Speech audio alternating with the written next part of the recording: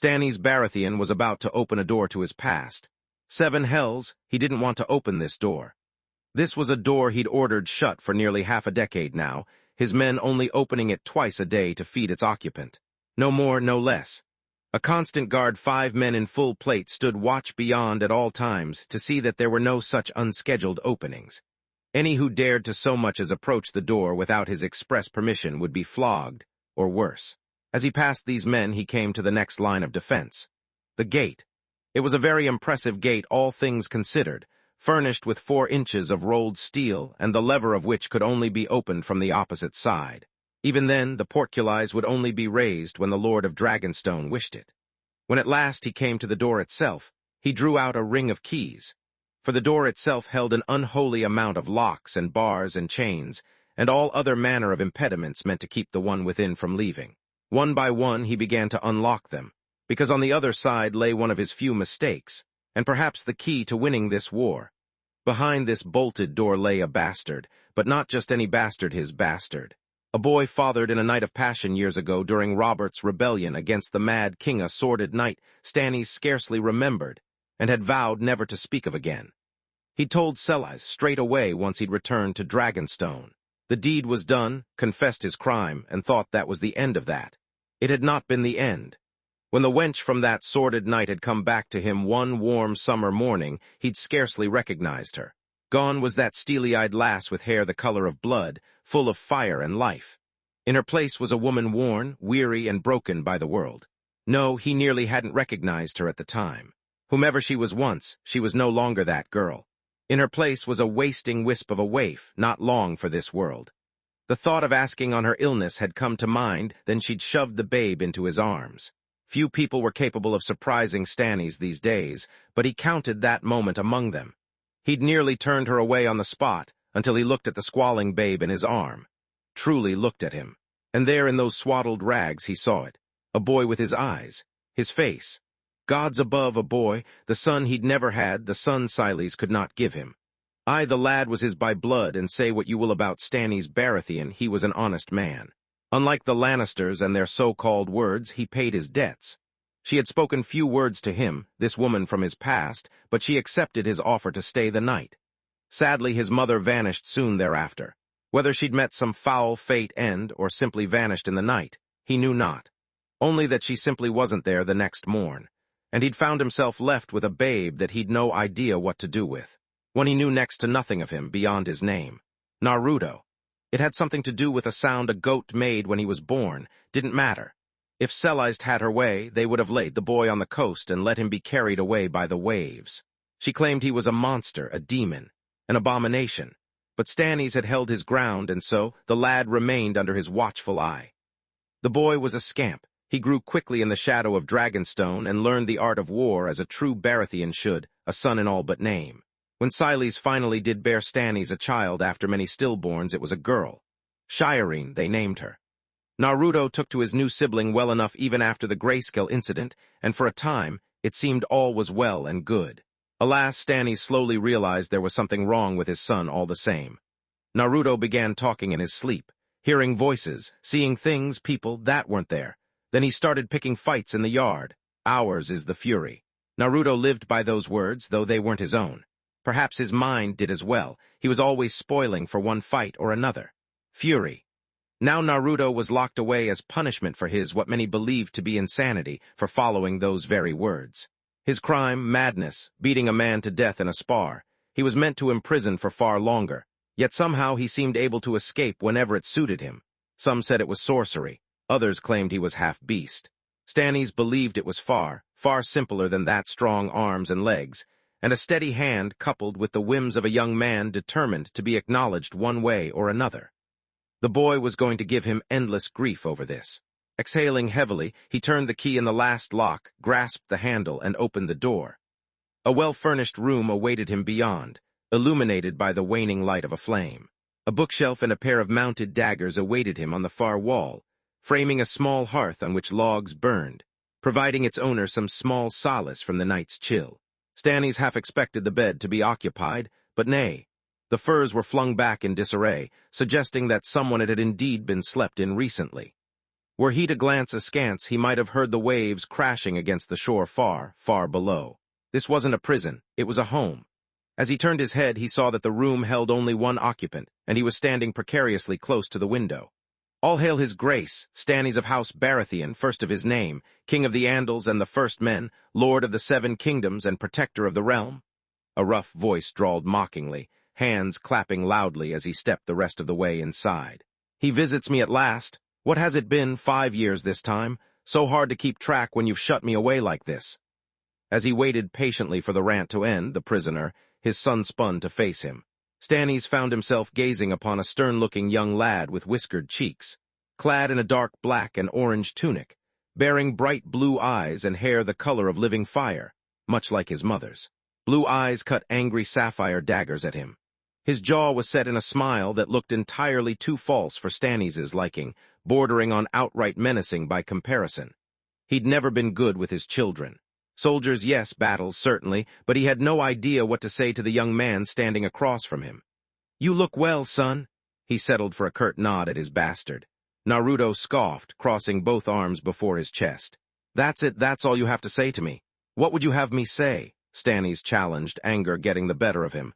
"You put yourself here when you killed that man, not me." Azure orbs flicked away from him. "Says the man holding my keys, enough. You are my boy and I'll not have this from you." "Like hell I'm your son." Naruto snapped back at him through gritted teeth, eyes sparking like red coals. "I'm your bastard. Your mad dog."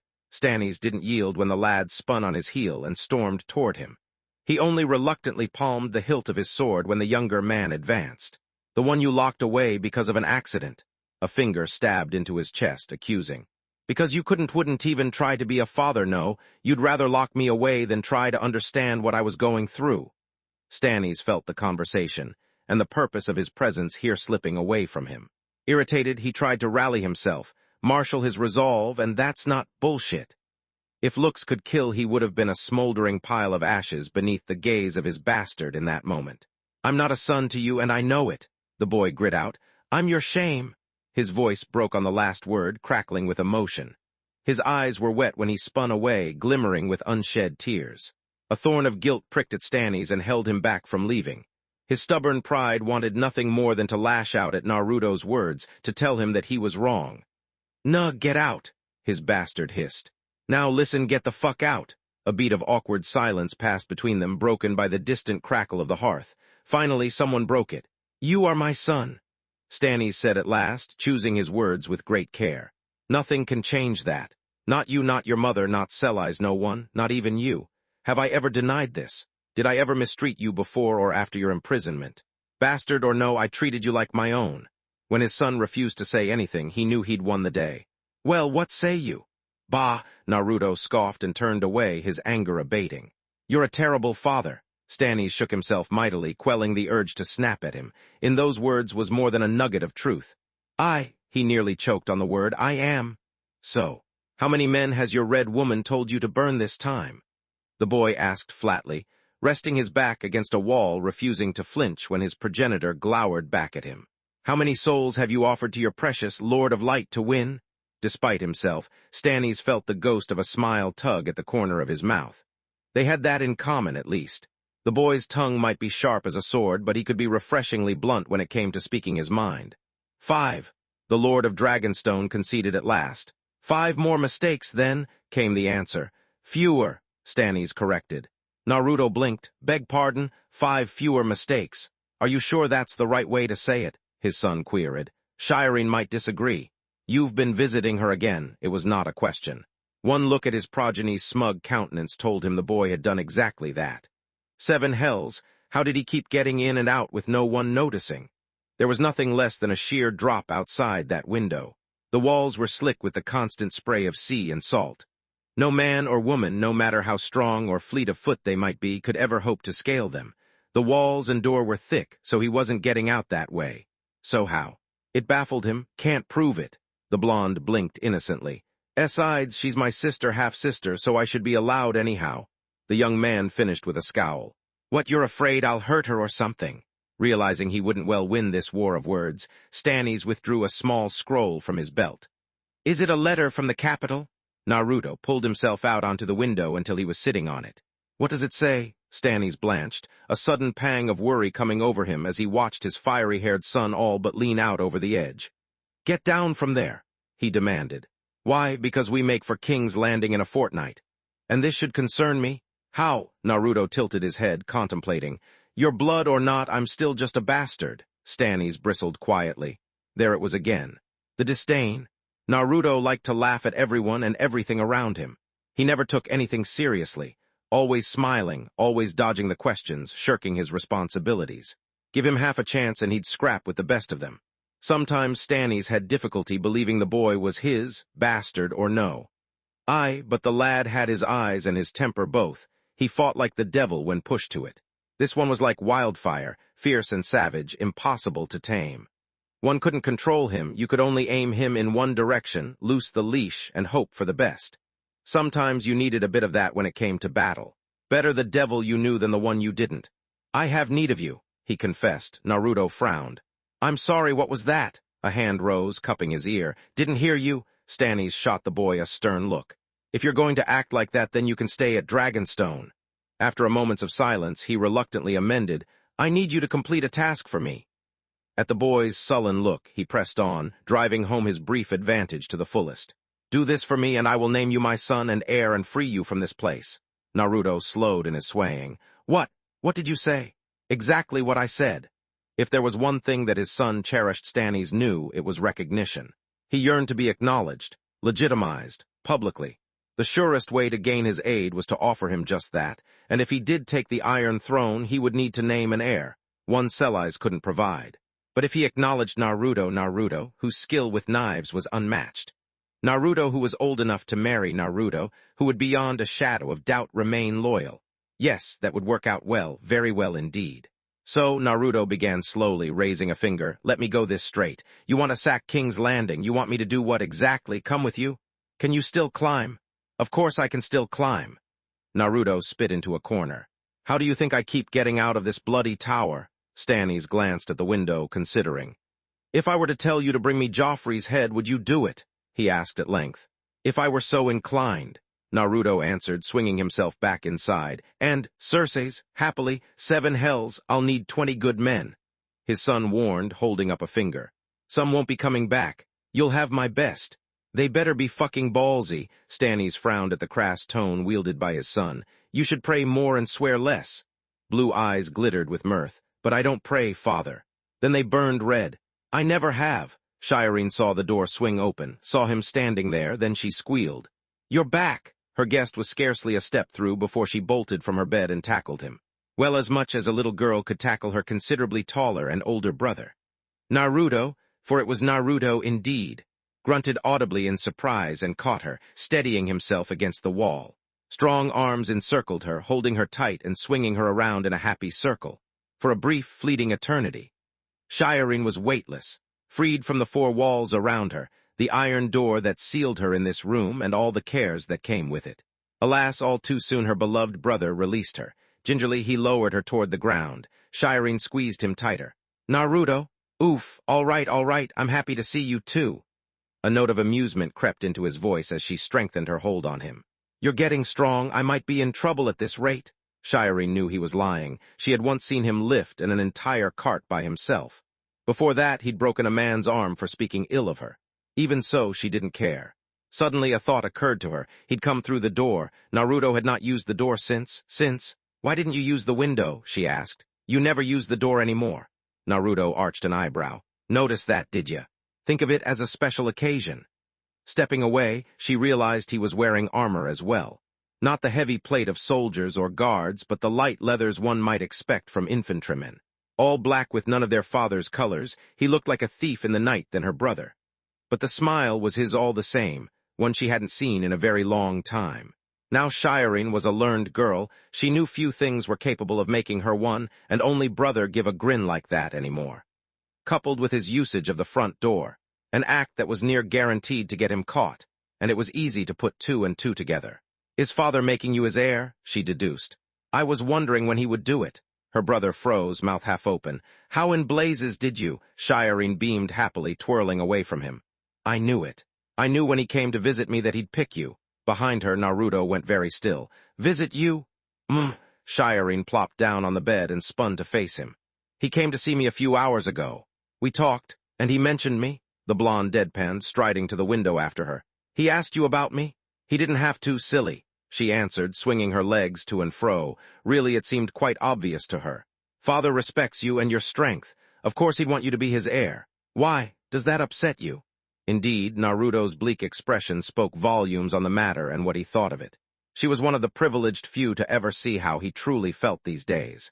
Trust wasn't something he came by easily. Years of imprisonment had left him leery to most, even their Lord Father. He loves you, you know, she added, prodding. Love, huh? A muffled snort reached her ears. You always were better at understanding these things than me. The scarred girl nodded emphatically. Of course. Mother always said Naruto was a demon, a devil, a creature born out of darkness and spite, and that she was not to speak him. Why would she say such awful things? Naruto was her brother. Oops, half-brother. He was nice. He always snuck in during the night and read to her when she couldn't sleep. Sometimes he would even sing to her when she wouldn't. He had a terrible singing voice, but she loved it all the same and loved him for trying. He cared for her and she cared for him, because Shireen loved her brother. It seemed a silly thing to think, to feel, but she did. With this thought in her heart, she dared ask what she'd been dreading all this time. That Naruto was wearing armor and his daggers meant one of two things. They were either under attack unlikely, as the bells weren't ringing, or he was gearing up for departure on father's orders. Neither thought was particularly appealing. Naruto might be stronger than most, but he could be hurt. She'd seen it before. He could get himself injured, or worse. He could die. There were worse things to happen, of course. That eerie red woman could get her claws into him. Shireen shuddered at the thought. There was just something very wrong about Melisandre. She couldn't put her finger on it, but whatever it was, she had good reason to want to stay away from that woman. Thankfully, Naruto felt the same, but the thought of him being out there alone away from her was nearly enough to make her nigh but mourn the truth. One that she already knew. Are you going away? She whispered. Full of questions, aren't you? Her brother laughed at her small fears, uttering a wry, bemused chuckle as he moved to sit beside her.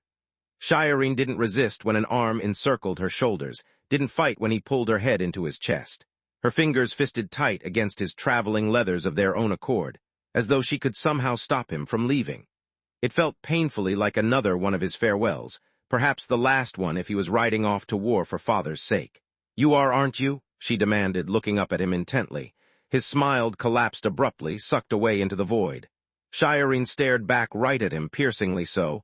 Just for a bit, he conceded with a nod. Shireen's gaze fell to the floor. I made something for you, you know, Naruto said awkwardly, suddenly drawing her curiosity once more. I was going to wait until your next name day, but given the circumstances, I suppose now's as good a time as any. He pressed something into her hands, and her palms curled around it and held fast. When next Shireen dared to look, the sight of it nearly took her breath away. It reminded her of the presents that the onion knight her good friend Sir Davos Zoft gave her. Indeed, at first glance, it might even have been mistake for one of them. Her fingers traced slowly over the small creature for a long moment before she realized what it was, Naruto's favorite animal, the one he claimed to see every night in his dreams.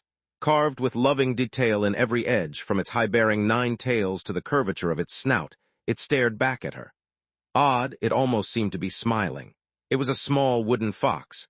When did you make this? She marveled at it, turning the item end over end. Spent all of last week working on it. Naruto laughed nervously. It was one of those rare sounds he made when he was being true with himself. Tears gathered in the young girl's eyes. It was his finest work yet, and she felt utterly unworthy of it. Naruto, I can't. Oh, no, you don't. I want you to keep it here, he replied stoically, forcing her fingers around the small idol totem with his own. It'll keep you safe until I return. He did not say if, when. In his mind, his return to Dragonstone was an absolute certainty. Shireen admired that. His courage, unflinching resolve. He would do whatever father asked and more, and would come back to sing songs to her in that terrible, awkward voice. Or maybe he wouldn't. Maybe this was his time, a thought she didn't relish, and there was nothing she could do about it. Well, it's getting to be that time. Naruto rose and turned to leave. Sweet dreams. Abruptly, he paused. Thought better of it. Fuck it, he muttered to himself. Before Shireen could ask what he meant by that, her brother darted backward and swept her up in an embrace so fierce she nearly felt her bones break. Planting a soft kiss against her forehead, he lowered her back to the bed once more and tucked her into the covers. He lingered a moment longer, shook his head, and embraced her again. "Stay safe, sweet child." Shireen's heart caught in her throat, choking the words. "You too, brother," she whispered. With a wan smile, Naruto departed, leaving her with her thoughts. That was quick. Stannis was waiting for him near the stairs as he closed the door, his normally stern countenance all but unreadable. Naruto nearly snapped at his father for his brash impatience, but remembered to held his tongue at the last instant. He couldn't fault his old man for wanting to get underway any more than he could his love for his sister. Not the kind of love those Lannisters perpetuated, of course, but something far more pure. The love one had for a sibling for family was something that truly could not be understood by outsiders, let alone expressed through words. Love made you do all sorts of things. Terrible things, horrible, bloody things. Satisfied? Naruto paused, drawn fro his thoughts, blinking as his father spoke to him. "No," he said at last, nonplussed. They descended the stairs together in relative silence after that, the tension broken only the muted footfalls of their mudded boots. Stannis struggled for words that wouldn't come, something to put his bastard at ease. It stemmed from equal parts concern and desire both, a father's loving, albeit somewhat awkward concern for his son, and a commander's desire to ascertain his own soldier's readiness for the task at hand. Whether he was or wasn't mattered greatly, the difference between victory or defeat. Life, death. "Your men think I'm a monster," Naruto spoke suddenly, drawing a concerned look from his sire. "They might not obey me. It doesn't matter what they think," Stannis replied flatly, taking another step in stride. "You are what you are. And what do you think I am, father?" In that fleeting eternity, the waning light of a nearby torch cast itself across his face, painting his shadows into something monstrous. Stannis wondered if it was a sign of some sort.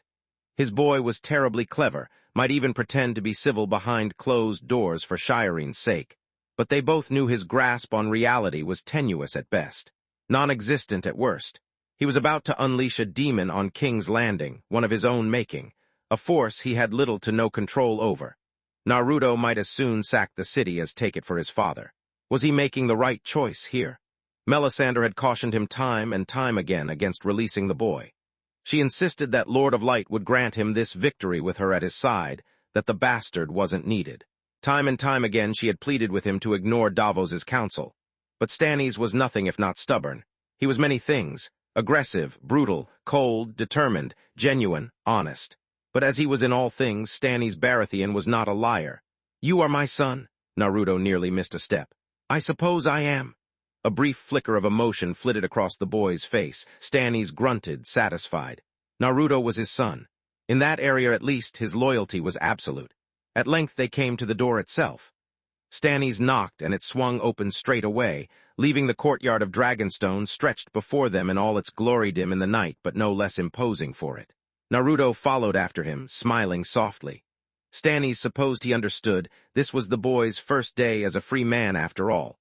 No longer would he have to creep through the shadows, avoiding guards.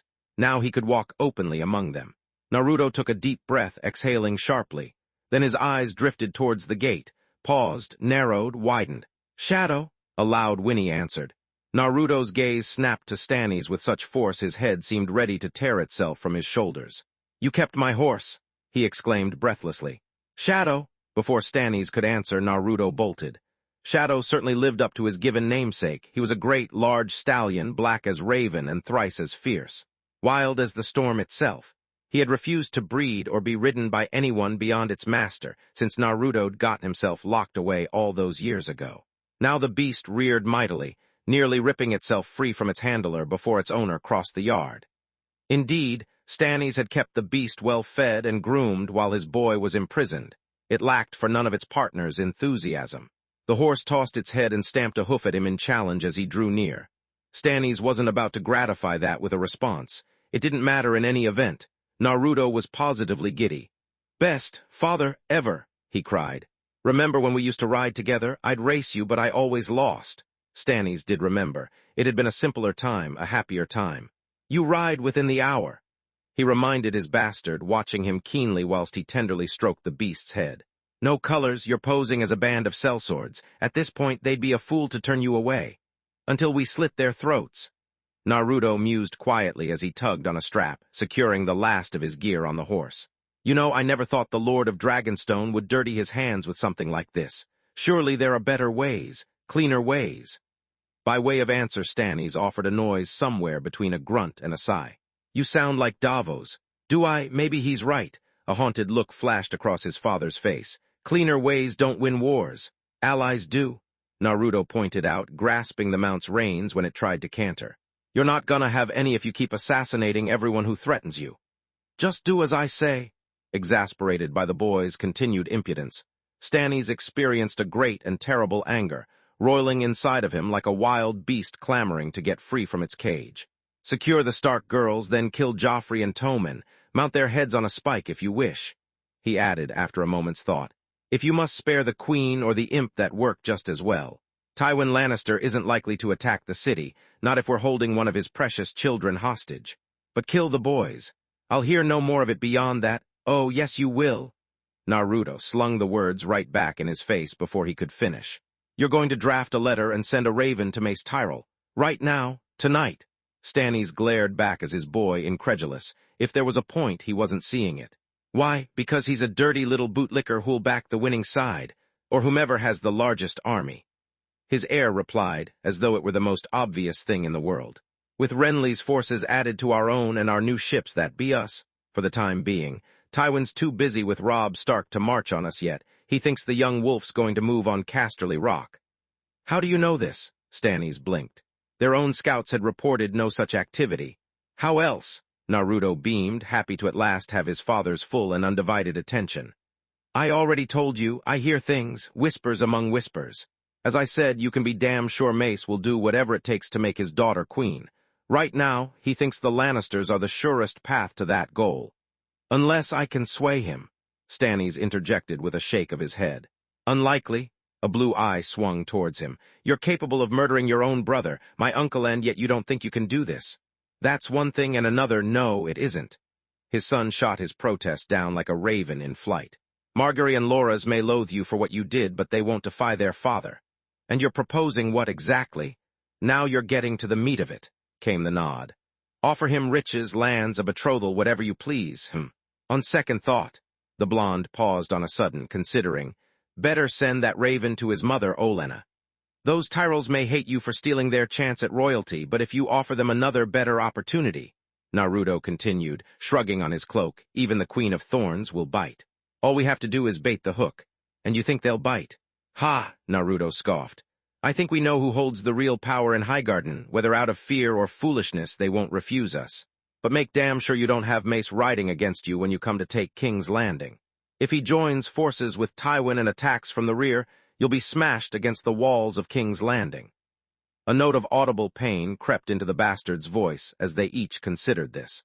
I'm you, son, but I can't fight an entire army for you. I may be good, but I'm not a miracle worker. You'd be willing to marry Margaery, then? Naruto made a gagging sound. No, but I will do my duty. I seem to recall you saying the same to Walder Frey once, Stannis mused thoughtfully. When he offered you one of his daughters, you turned him down in the end. The boy shuddered visibly. Don't speak of him, I'd kill that old lech if I could. You were 7. Naruto snarled crossly, and if I knew how to use a knife back then, I would have shoved it right up his any more suggestions? Stannis quipped dryly before the young man could continue. As a matter of fact, yes, Naruto replied thoughtfully, his brief flash of anger fading. Robb Stark. The brief flicker of amusement Stannis had once felt guttered out at the mention of that name. Oh, he didn't like where this was going, not one bit. What about him? You need to make peace with him, Naruto pleaded earnestly, before your assault. The young wolf, he is no ally of mine, Stannis bristled coldly. An upstart pup who's bitten off more than he can chew, he'll be crushed just like the others. Is that so? Naruto guffawed openly, exploding into scornful laughter. 7 hells, father, if he's an upstart, what am I? I'm only a few years older than him, and you're sending me to attempt regicide. I'll not hear of it. That was the wrong thing to say. Stannis realized it the moment those words burst from his lips. He wasn't accustomed to his children talking back to him. His son had gone beyond that, to outright questioning every bit of his authority. Where Shireen was happy yet silent in her protest, Naruto was determined and fierce, easily provoked and driven to anger, which was precisely what he'd just done. Oh, I get it. Like a spark to fire, the whiskered warrior drew back, incredulous. Is that all I am to you, then? A blunt tool? A silent hammer to smash against your enemies? Don't turn this on me, Stannis warned. This isn't about you. But it is, that's the truth, isn't it? Naruto challenged, clicking his tongue. You don't want me to advise you, you just want me to kill for you. No more. Get off your high horse and listen to me for once in your life, old man. His only son rounded on him with such vehemence that the Lord of Dragonstone nearly drew his blade outright. He only wants the North to himself, and can you blame him? That little twat of a Lannister took his father's head and holds his sisters captive, tormenting them daily. He's as much an ally in this as any, more than most. Promise him the vengeance he so desires, give him his sisters, let him have the North. Do that, and he'll bring his banners to your cause. 20,000 men. And what good are they? Men between us and Tywin Lannister's wrath if this siege goes south, that's what. Naruto roared back, eyes flashing like dread rubies. Because without me it will. With that, the boy's outburst abruptly ended, and silence rushed in to fill the void, falling over the two Baratheons like a wet blanket, thick and cloying. Stannis glared at his son with a thunderous expression, and Naruto returned it with a blaze of his own. Just as it had been back in the sealed tower, it seemed that neither would yield. At length one spoke. I, Naruto growled. Will do as you ask. I will send a raven. Stannis relented to common sense with a sigh. At Naruto's smug expression, he hastened to add, on your head be the consequences if he or Mace Tyrell refuses. He almost hoped that they would. If Naruto's incredibly unlikely idea did succeed, he'd never hear the end of it, even if he did take his rightful place on the Iron Throne. I know men almost as well as I know women, father, the blonde said, his soft voice hard. We only have to plant the idea. Now, if you'll excuse me. He spun back to Shadow without another word, and yet another beat of silence forced itself between them. Stannis nearly growled in exasperation. How did this boy always manage to make him look like the villain? It was ridiculous. He didn't deny that the boy was just like his mother, as sharp with the sword as he was with his wit. But this pushed boundaries even for him. This all hinges on you. With nothing more to say, he found himself driving this point home once more. Make me proud. For a moment, Naruto seemed to consider those words. Then those blue eyes hardened into diamonds. I will do whatever is necessary, Stannis grunted quietly. Good. He'd never been any good with open displays of affection, even in his youth. War and rebellion had hardened him, forged his body and soul like iron. But he loved his children, even if he didn't truly know how to show it. Even so, he surprised himself with his own actions. Naruto started. The first open act of emotion on his father's part shocked him greatly. The firm embrace lasted all of an instant, but the look of utter consternation and utter befuddlement on the lad's face was well worth it, he decided. Try not to burn the city to the ground. A hand lingered, grasping the boy's arm. Naruto grinned. I learned from the best. In the end, the Lord of Dragonstone relented, watching with a practiced eye as his only son and heir waltzed away from him, capering towards the men he would soon lead into battle. This lot had been selected just for this task. Men who didn't deem themselves too noble to kill women, the sort of killers who would use poison, surprise, or even outright treachery to accomplish their goals. These men, they weren't soldiers, they were butchers, criminals, and they were being led by the worst madman of them all, his beast of a son who put on airs and pretended to be something he wasn't. He would either lead them to victory or get the lot of them killed. Either way, heads would roll. Stannis waited just long enough for his son to meet the men, telling himself he wanted to make certain Naruto wouldn't kill any of them. Then he would depart. He had letters to write after all. So, you're the one leading us. Naruto looked away as he felt the weight of his father's gaze settle firmly upon him. In the end, that was as much an admission of confidence as he'd ever received from his parent. Turning to address the men who would be serving under him, he found himself rather appalled, all things considered. He'd asked his father for men who didn't fear death, men who were pretty damn ballsy, as he'd so eloquently put it. These lot, they were most likely murderers, rapers, and thieves, vile-looking bastards, the lot of them. The Goliath who'd spoken proved no exception. He was a tall one, a great big brute of a man standing nearly 2 heads taller than him, bearing an equally large axe. Naruto imagined this fellow might give the mountain a run for his money in that area alone. He certainly had the personality down pat. Dark of hair with a square jaw and a scarred face, he scowled down at him, exposing yellowed teeth and rotting gums. Is it you? The man repeated. Aye, he flicked the man a dark look. That be me, you got a name? So Stannis sends a bastard to lead us. The giant disdained, ignoring him. Shows how much he cares.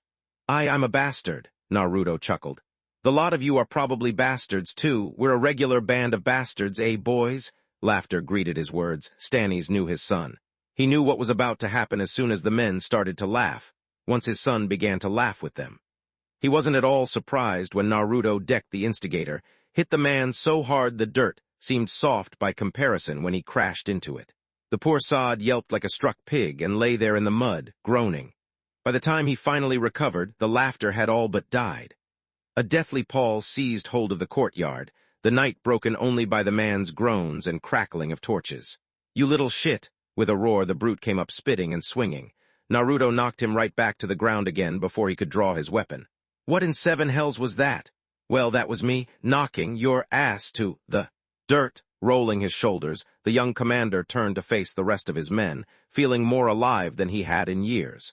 "Any more questions on who's in charge here?" When none dared to speak against him, he decided to take that as a show of acquiescence. "Right then," he continued, scowling, "my father's probably paying each of you an absolutely ridiculous sum of money to complete this task, and if you want to live to collect it, I suggest you remember that. Now I'll have your names.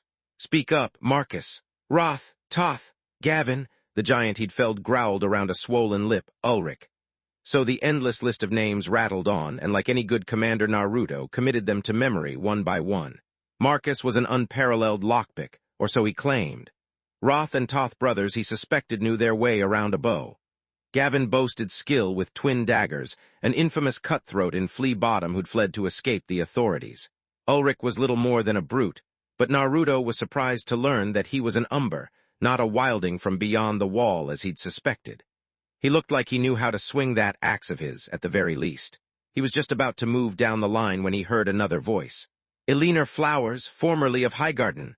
All eyes turned to the one who had spoken, Naruto included. His mouth drew down into a frown as a lithe figure stepped out amidst the others. He'd almost missed her in the dark, her smaller body hidden by the larger men. That frown drew deeper still as she removed her hood.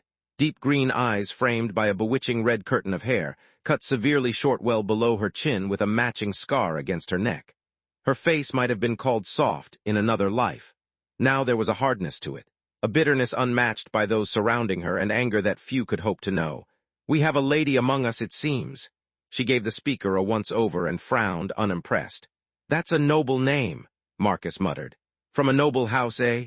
"I was," she replied simply, flecks of emerald flicking toward him. "I'm not anymore." "Why might that be?" Naruto found himself asking. "What, you want my life story or something?" she scoffed. "Fine, my mother was a Redwine. Father was a visiting Lannister who raped her," came the harsh reply. "Obviously, the latter wouldn't claim me. Mother didn't take kindly to my habits after a while either, so here I am on my own." "A sellsword?" "What habits were thunk?" The jagged edge of a curved shield slammed into the ground with enough force to startle the nearby horses. Naruto whistled softly, eyeing the indent mere inches from his foot had once been. If he hadn't moved at the absolute last instant there, he'd be missing most of his toes. With a sharp tug, Eleanor ripped her unconventional, slapped the sharpened instrument onto her back to join its twin, and afforded him a grim smile. He knew the answer to his question in that instant, but her words confirmed it. "Killing Lannisters." Naruto whistled softly and offered a grin of his own. "Welcome aboard." The rest varied wildly in their chosen profession beyond that in both origin and otherwise. There was even a man who'd apparently fled from the watch and found refuge with Stannis. Poor sod wouldn't give his name, so he was dubbed Shaggy thanks to the tangled mess he called hair and his bristly beard. He didn't protest the name. They all seemed to hold one thing in common, however. For better or worse, some reason or another, they all despised the Golden Lions. "And who are you?" Naruto asked as he came to the last of them. This one looked downright tame compared to the gang of cutthroats he'd just seen. By contrast, the boy had no weapons beyond the sheathed sword in his belt. His leathers and cloak were more that of a seafaring man than a warrior, and he didn't seem to have a violent bone in his body. Indeed, he seemed almost lost amidst Ulrich, Eleanor, and the others. But he straightened up sure enough under Naruto's glare and replied in a firm, strong voice. "Mathos, M-Lord." "Any relation to Davos?" he asked, intrigued. The lad faltered momentarily, but managed to recover. "His son, M-Lord," Naruto frowned. "Stop with that M-Lord crap." The assassin waved him off. "Just Naruto will do. I'm little more than a bastard given command for now, no need for titles."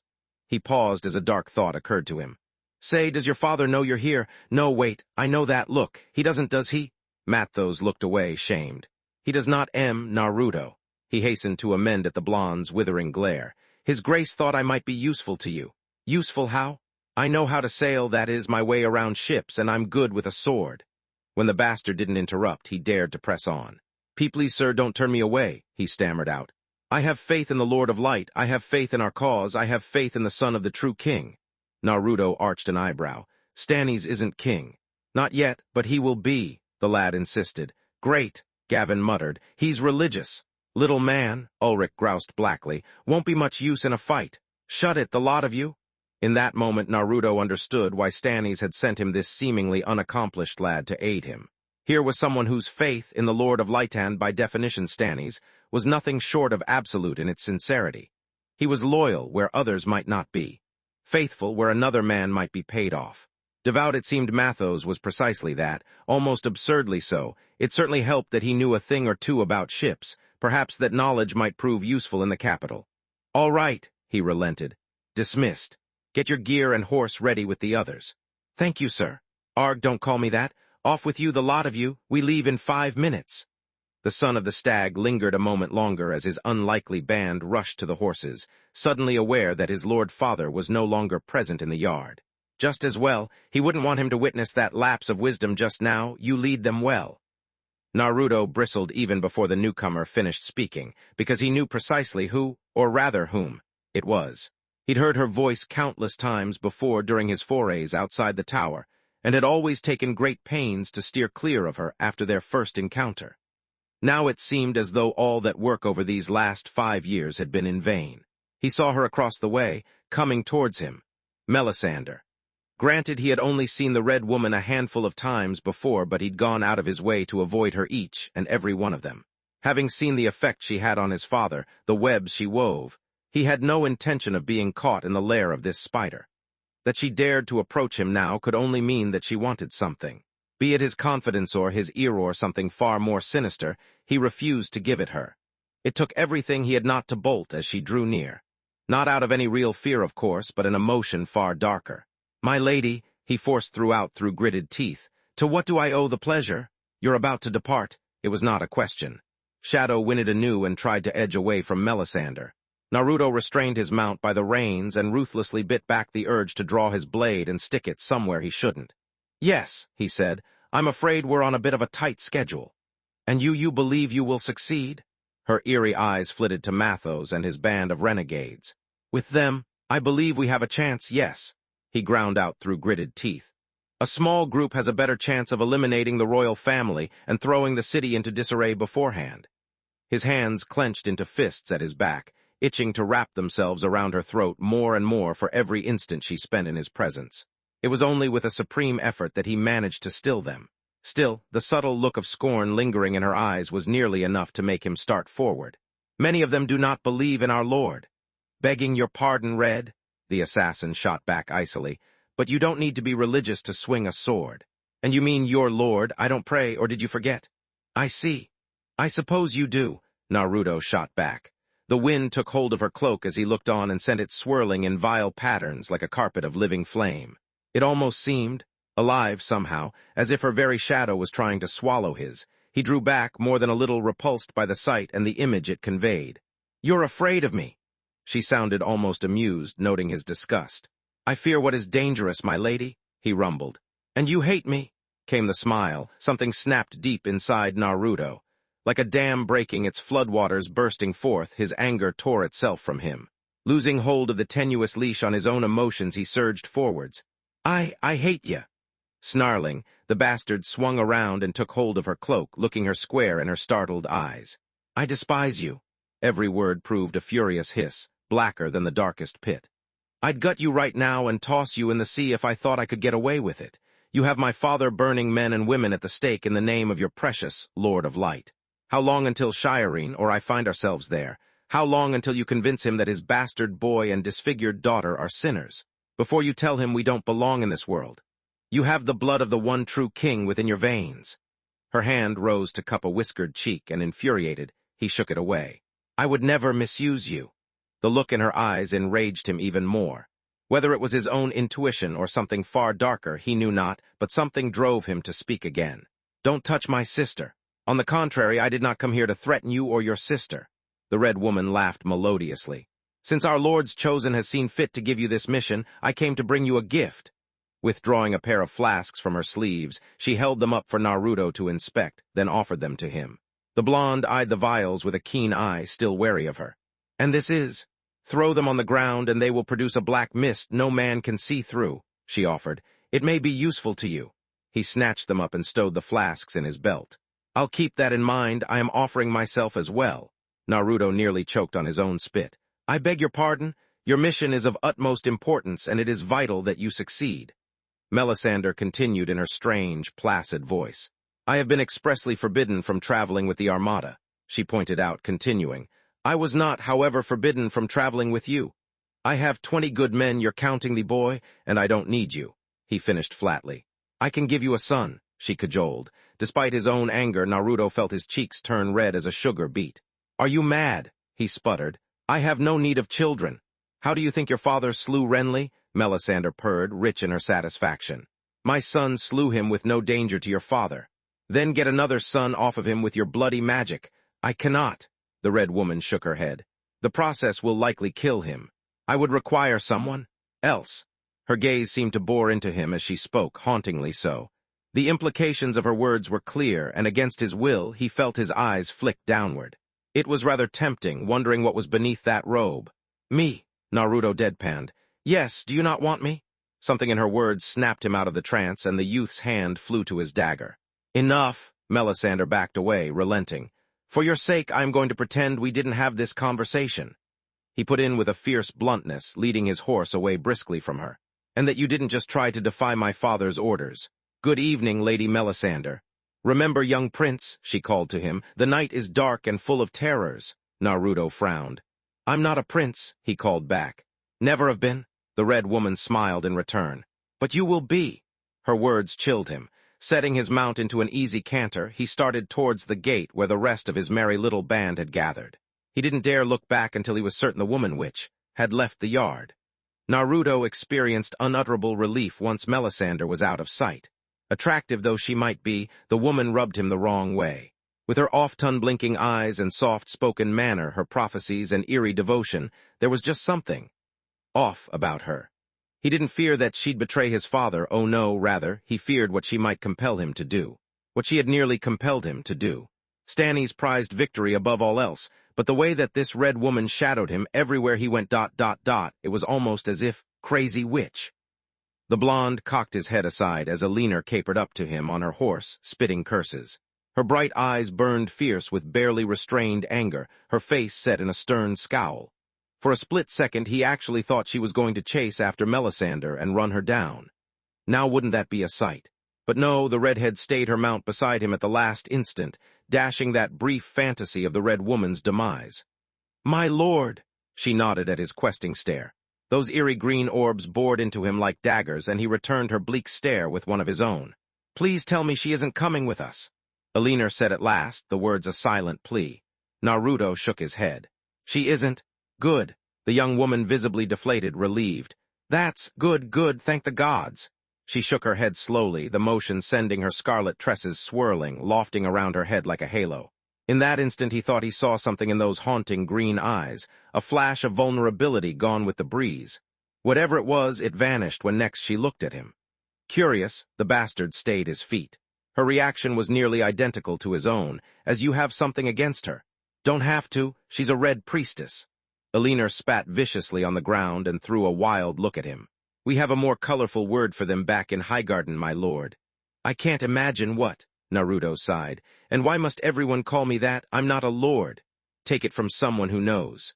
Once a lord, always a lord." Her horse stamped a hoof impatiently, and the smirk disappeared into the dust. "Shall we then?" "By your leave, my lady," he snarked back. That almost got a smile out of Alina. "Maybe you're not so bad after all, my lord," she answered loftily. "Let's see how well you can ride." Naruto grinned at the challenge. "Now's as good a time as any, I suppose."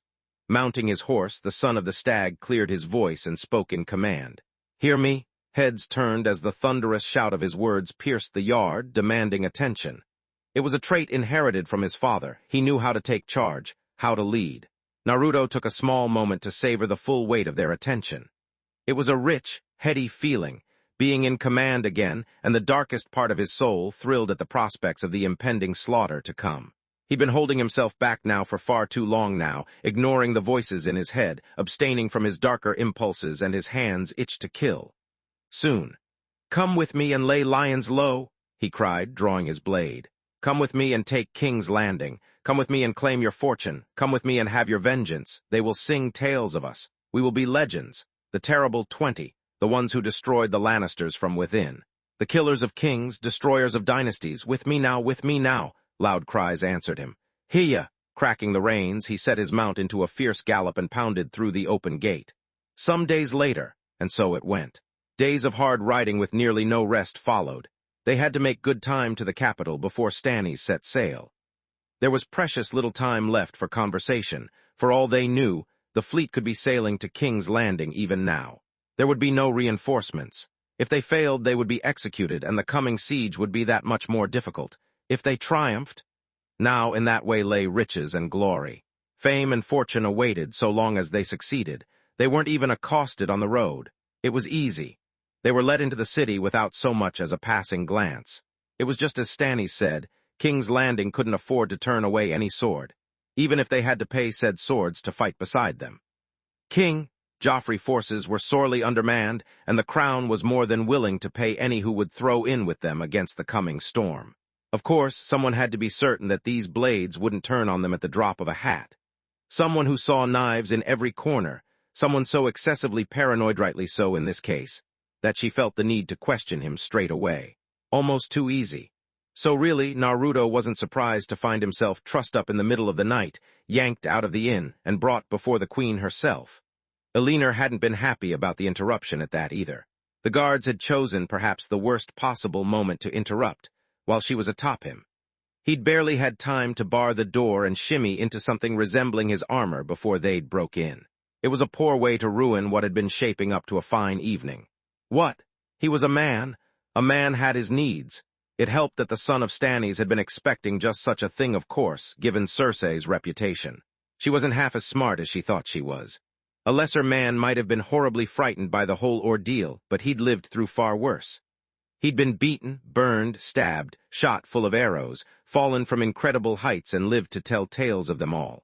By contrast, a little late-night roughhousing meant nothing to him. It was all part of the plan. Rough hands flung the door open and hurled him down on the floor just a touch too harshly. Adding insult to injury, someone slugged him from behind when he tried to find his feet. His head kissed the marble floor with a loud crack, and he tasted acid in his mouth. Blood boiling, Naruto narrowly managed to restrain himself and feign weakness instead of ripping the man's lungs out of his ugly mouth. Not now.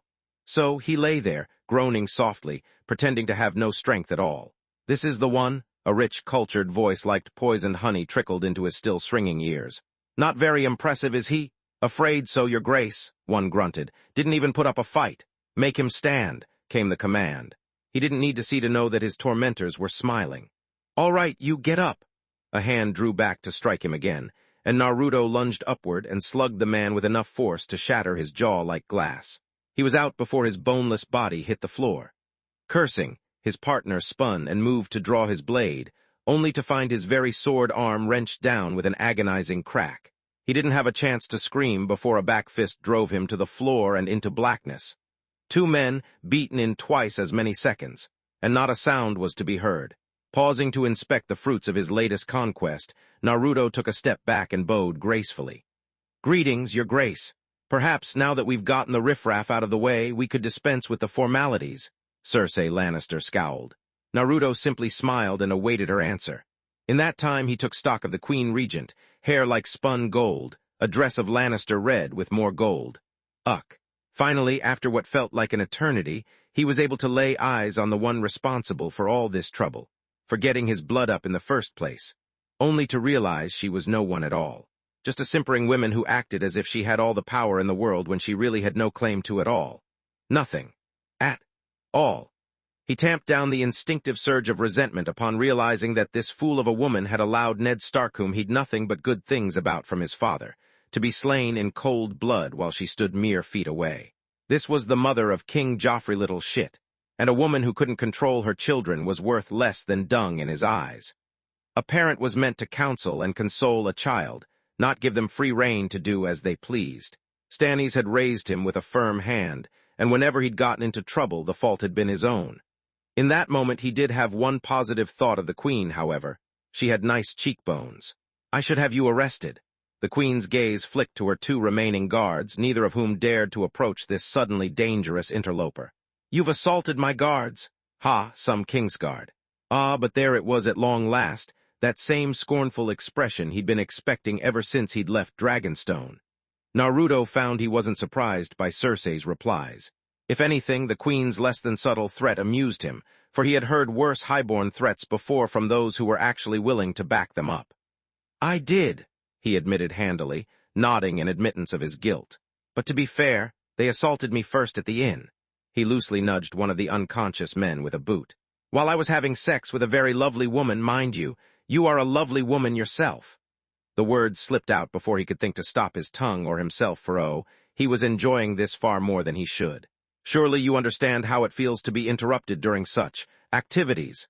At this remark, Cersei's eyes became thin, angry slits of green. "What are you implying?" "Nothing at all, my lady." Oh, he was implying many things. Merely that one does not enjoy life long without a lover. You must be lonely since His Majesty died. Ah, perhaps he'd gone a bit too far there. "Brother fucker." Despite the danger, the words danced at the tip of his tongue, and he longed to speak them, if only to see her expression. Honestly, bedding your own brother was nearly bad enough, but to have children with them, to place a product of incest on the throne and let him do as he would. Who did that these days? Dark and twisted though he might be, even he had limits. Apparently so did the Queen, because she all but exploded out of her chair, fair purpling. "You come here, into my city, my home, and insult me," she shrieked. "You dare make threats, I'll have your head." "Threats, your grace?" Naruto forced an innocent blink. "I am a humble sellsword. I do not make threats. People pay me to kill other people. Threats," he repeated, shaking his head. "No, I nothing of the sort. Promises, now those are a different matter." Cersei's mouth twisted in a rictus of disgust and fury at this remark, made absolutely livid at the subtle jab. And Naruto was left once more to wonder at the mindset of this woman. A queen who acted like an impetuous little girl, flinging threats that held little to no weight for him. In all his years of experience, he never had the privilege to meet royalty before. He'd been cooped up at Dragonstone like a badge of shame ever since the incident. Suffice to say, he was not impressed. Some said the Lannisters shit gold. Cersei certainly had golden hair, and she was indeed beautiful. But in person, she looked like a very harried woman who drank entirely too much for her own good. He couldn't help but wonder if her grace was already deep into her cups when she demanded his immediate presence here. He was suddenly immensely grateful that Alina had prevented him from bringing his weapons. They'd surely have been taken from him, and then where would he be? Unarmed. Granted, he was unarmed now, but at least he knew his gear awaited him once he escaped. If he escaped. Not that it mattered. He was wholly confident he could snap the Queen's pretty little neck with his bare hands if it came down to it. Evading the guards was another matter, but one he still remained confident in. But as much part of him wanted to simply lunge across the room and end her life at this very moment, he recognized the ill timing of such a decision. Now was not that time. "Putting promises aside, to what do I owe the pleasure of this unexpected audience, your grace?" he asked amicably, sidestepping her ire as easily as one would a large log. "My men and I only just entered the city, and I'm afraid they're not presentable at the moment. I was going to present myself to you on the morrow and ask for you, but get to the point." The words were a hiss. Swallowing his laughter, Naruto bent the knee before her. "I wish to offer myself and my men into your service." Cersei blinked, but recovered quickly from the shock of his proposal. Her reaction was much as he'd expected. Kill him, meanwhile, miles away? Robb Stark was not a man of conviction. Once he made up his mind, he could not be swayed. More often than not, he followed his heart in all things. And though this had seen him no end of trouble, he'd resolved to follow it through to the end when he'd gone to war. He'd never lost a battle since. Never once felt the cold knife of fear down his neck. Some might say he was too young to be afraid to know the risks and consequences of his actions. Perhaps he was. Now, however, he felt his hands tremble, but not from fear, rather, excitement. A pair of twin letters lay before him bearing the seal of Stannis Baratheon, Lord of Dragonstone. Each was written in a crisp, clean hand. Each was no different than the other in that they were written by the same man, and though they contained two parts of the same letter overall, it was, well, astonishingly blunt. Delivered by Raven and armed escort both, which further drove the point home. Whomever had written these letters, and he knew well by now whom, had wanted complete and utter assurance that the message reached its intended recipient. No less than 10 armed guards had escorted a harried-looking man to their camp to bring him the latter. They'd arrived only days after the Raven. Together, they read, "Young wolf, I offer my condolences on behalf of your father. Once I considered you an enemy. Recent events have given me reason to think otherwise. I will not lie. My first instinct was to destroy you like the other pretenders. But my son believes in second chances. So for his sake and yours, I offer you this opportunity. There will not be another. Bend the knee to me, swear your fealty, and I will help you do what all your men cannot. I am led to believe that you have no interest in the Iron Throne, that you'd only wish for justice and the safe return of your sisters. We shall see. A man named Davos awaits you in the group that delivered the second portion of this letter. He is trustworthy. Give him your answer. If deemed satisfactory, he will send a raven to me and we will plan from there. If I do not hear from you within a week, or if Davos does not return, I will constitute this as an act of war and march on your forces with all my might once I've taken the Iron Throne. Come with me to King's Landing, join your forces with mine, and I will allow you to remain king in the north. I will not force Sansa nor Arya to marry my boy. They will be returned to you, and such matters fall under the realm of your house, not mine. Come with me and take back what the usurper has stolen from you. Come with me and take this city, take back your pride. The choice is yours, I await your reply. The one true king, Stannis Baratheon. Yes, blunt was the best way to put it. Baffled, Robb read it over again, peering over each word. Stannis had a son? He vaguely recalled hearing of something like that once, then nothing more of it. Regardless, this was a grand opportunity here before him. An alliance of sorts. The idea of bending the knee to another king rankled him somewhat, but in the same vein, Stannis had been up front with him. Clear and concise in the realm of terms. All he had to do was bend the knee and ride to King's Landing with him. But a thorn of doubt pricked at him and held his hand back. Stannis had more than 100,000 men at his back, and now he wanted his. Did he dare trust him? Stannis was an honest man. It wasn't in him to betray someone. He knew that much, but did he trust him? He knew he didn't have enough men to take King's Landing. Not on his own, not yet. And what if he refused? Stannis outnumbered him 10-1.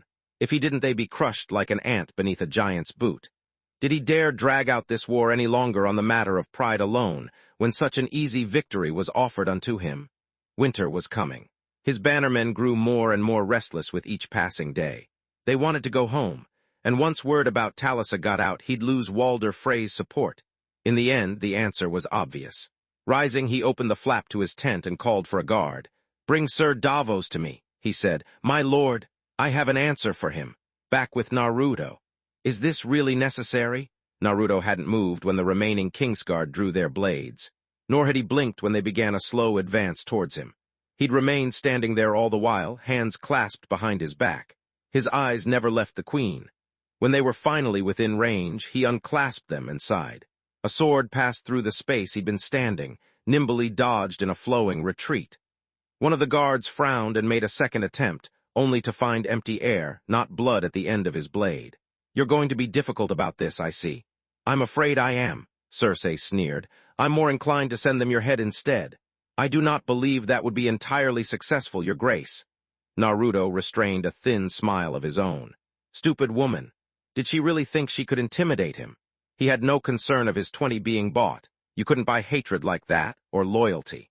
It made them difficult to control at times, but in their days on the road he'd come to understand that his unlikely band wanted nothing more than to see Lannister heads mounted on a spike. Really, it was almost frightening, or it would have been if he wasn't so used to the concept.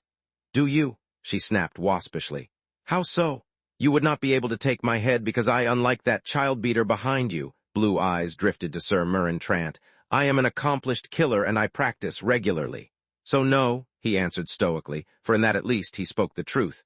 "Your guards would die terrible, horrid deaths long before they could lay hands on me, and there isn't a damned thing you could do about any of it." Naruto finished with a demure smile, watching her face purple all the while. Let her hate him, let her seethe in her spite. In a few days, it wouldn't matter what she thought of him. "You are unarmed, and I have 2 men with their swords drawn," she exclaimed, irate. What could you do? But for now, he had a role to play, and he aimed to play it well. "Might I demonstrate?" Naruto inquired, smiling. "You can at least let me defend myself against one of your men." "I don't think so. I need only your writing quill," he interjected. Cersei fixed him with a flat look. She didn't believe him. Naruto didn't expect her to. He'd killed a man with less. Of course, she didn't know that. How could she? "You have 2 more guards, and I am unarmed," he pointed out quietly, shrugging. "You said so yourself. What could I possibly do? If I fail, I die. If I succeed, then you still have another guard by which to slay me, but you won't." "And why not?" "Because you're going to hire me in a moment." Silence stretched between them like a band of rubber drawn taut and about to snap. "Oh, very well," she sighed at last, waving one of her men away. "Humor me before you die." Naruto nimbly caught the quill in hand and took 3 steps backward. "You heard him, Sir Murren," Cersei said, indicating the very child-beater he'd spoken of. "Prove your worth." "My lady." If looks could kill, the man would have been a smoldering pile of ashes on the floor. "Kill him, you fool." Naruto drew back an arm, smiling. "Any last words, friend?" The Kingsguard laughed. "You won't be able to do. I have your permission to kill him, your grace." The blonde continued, ignoring the abuser's ineffectual rant. Cersei arched an eyebrow, intrigued. He couldn't possibly. "You may try," Trant balked. "What?" "Good." Naruto spun and hurled the writing implement with all his might before the Kingsguard could finish. The resulting was nothing short of spectacular. The quill leaped from his hand like an arrow from a bow, slicing into Sir Murren Trant's unprotected throat as a knife would through butter, burying itself deep and cutting off his cries entirely. The armored knight gurgled in surprise, gawking at the hole in his neck, struggling to decide whether or not to pluck it own until Naruto did it for him. In a single liquid movement, the blonde crossed the room and reached around, plucking the quill from the man's neck and opening his throat. Then he slammed it into his forehead. Sir Murren Tranter tottered for a moment, eyes rolling in the back of his head like broken marbles. Then, as if at some unseen signal, he collapsed face forward. Forced through his skull upon his awkward landing, the impromptu dagger emerged into a grisly red spatter through the abuser's skull, spattering the floor crimson in gore. Cersei gawped, mouth working wordlessly as the scarlet stain crept across the floor. She had felt the impact most keenly, as if she had been the one slain, not her guard. The remaining man looked like he was about to soil his breeches. Instead of attacking, however, Naruto merely raised his hands, showing himself to be defenseless once more. "If I can do that with a pen, imagine what I can do with a sword." The once pleasant words became a growl by the end, his calm eyes dark and angry. "If I wanted to, I could kill you right now, and you wouldn't be able to stop me. Then I'd kill the next man who came through that door because you would scream when you died. And the next. Eventually I'd escape, and then I'd do the same to anyone who ever crossed me. Would you like that, your majesty?" Thusly rattled, the queen eyed him warily. "I would not. What do you want?" "As I said, I would like to serve you, your grace. Money would be nice, I suppose." Naruto returned to one knee, bowing and kneeling, lying and scraping as if he had been born to it. "But what I truly desire is simple acknowledgement, the chance to be a part of something greater than the life of a sellsword, to be a part of history. These men," his eyes rolled disdainfully in the direction of the quivering guard, "they are not men. They are boys in armor, boys who will die defending you when Stannis comes because they are not warriors. You will die. Your children will die." After a moment, he added, "There is nothing wrong with protecting those you love." Now came his least favorite part. The waiting. For a moment, Naruto feared Slash thought she'd call his bluff and have him killed anyway. He hadn't been lying when he claimed he could kill her and her guards, but he could only kill so many before he slipped. Still, Cersei maintained her silence still, then her expression turned thoughtful. "Leave us." Cersei banished her remaining guard with a gesture. "But my lady, leave us." Once the heavy door had closed, she fixed the blonde with her most withering stare. "Talk, late the next morning in Highgarden." Mace Tyrell felt as though he'd read the letter a dozen times now. The words stared back at him from the parchment, clear and concise. "Tyrell, if you still wish your daughter to be queen, you have a choice to make. I suggest you choose wisely. The one true king, Stannis Baratheon. How long had it been since the Raven had delivered this? He couldn't even remember, such was the stress. How had a few lines driven him so mad? What once seemed like a clear path to glory for his family only days before was now a murky, muddled mess. One he didn't know how to get himself, or his family for that matter, out of. By right and law, Stannis was king. If the rumors were to be true, then Joffrey had no claim on the throne at all. Mace didn't much care for word of mouth, no, he wouldn't be telling Tywin Lannister of this, not at all. There was too much to consider. A fool he might be, but he knew better than to back the losing side. But which was that? Stannis. Rumor had it he'd slain his own brother and taken his banners for himself. Now word was the young wolf had gone to treat with him in person. From Dragonstone, it was a short sail to King's Landing, and with those numbers, Stannis would surely wreak havoc on the defenders. Yes, it was all about the numbers. Numbers added up in the end. Tywin might prevail in this. Then again, he might not. Would it be wise to push this alliance with them through, or should he wait and see the victor for himself? Lord Baelish had worked tirelessly to negotiate such a pact, but that was before. This. Odds that might have once swung in the Lannisters' favor were now beginning to tip ponderously towards Stannis Baratheon and his would-be ally in Robb Stark. Lannister or Baratheon, Joffrey or Stannis. Only one could emerge victorious from the coming battle of Blackwater. But which was which? Worse, if he backed the losing side, he had no doubt he'd be annihilated. All the Lannister gold in the world wouldn't save him if he chose wrong. Fussing quietly, he pushed a clenched fist against his skull. 7 hells, once more with Naruto and 20. You, absolute bastard, what can I say? Naruto crowed happily the next morning as Alina wrapped herself around him. When you've lived the life I have, you learn how to appease highborn idiots, or barring that, intimidate them. Oh, she swore she'd have me killed at the first sign of disloyalty and all that, but what can I say? The woman loves her children. She'd do anything to keep them safe, even hire killers like us. Seems almost a shame to kill 'em, Ulrich muttered, sipping at his ale. Almost? Gavin scoffed. Naruto snickered. I almost. More laughter followed. After a harrowing evening resulting in a tremendous victory and a score of dead city watchmen on their behalf, Tiwa's the fool's own fault for ambushing dangerous individuals late at night.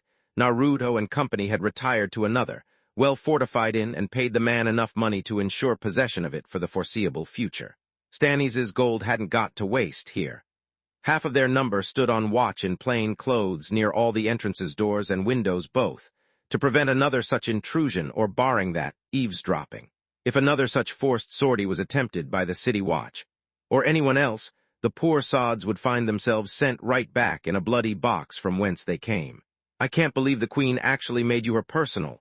What exactly? Roth asked, pausing as he painstakingly crafted another arrow. You didn't tell us, boss. Ahem. The blonde coughed, his voice peaking in imitation of Cersei herself. I believe the term was Royal Guardian and Protector MMPH? Alina clamped a hand around his mouth before he could continue. Quiet you, she chided, tightening her grip. Loose lips make for loose talk. Even positioned as she was on his lap, his fellow bastard held his attention.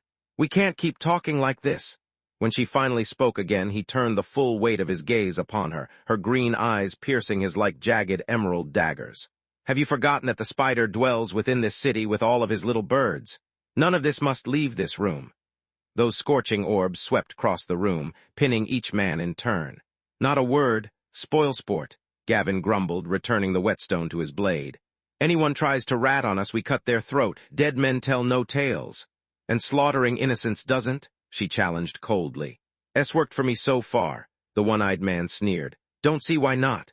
A beat of silence passed between the lot of them, broken swiftly by the another. So, boss, Toth began, echoing his twin's earlier statement. Does that make you Joffrey's knight? No, Naruto moaned. Don't remind me. Mathos and I have to meet the royal twat by noon today. Where is the little bugger anyway? Gavin asked, looking up from his now freshly sharpened blade. Reconnaissance, was all Naruto would say. He's got Max with he'll be by short. As if waiting for that very moment, a series of harsh thumps echoed against the northern door, a cod rattling off as he listened. 1 knock, then 2, followed by 4. Naruto had designed such a system in hopes of fooling any would-be intruders or spies who might come calling. Each and every one of his 20 had a different one, and wouldn't be admitted without. Speak of the devil, Alina fixed him with a dry look. I'm coming with you. Max and Mathos will be more than her glare intensified. Fine, fine, he relented.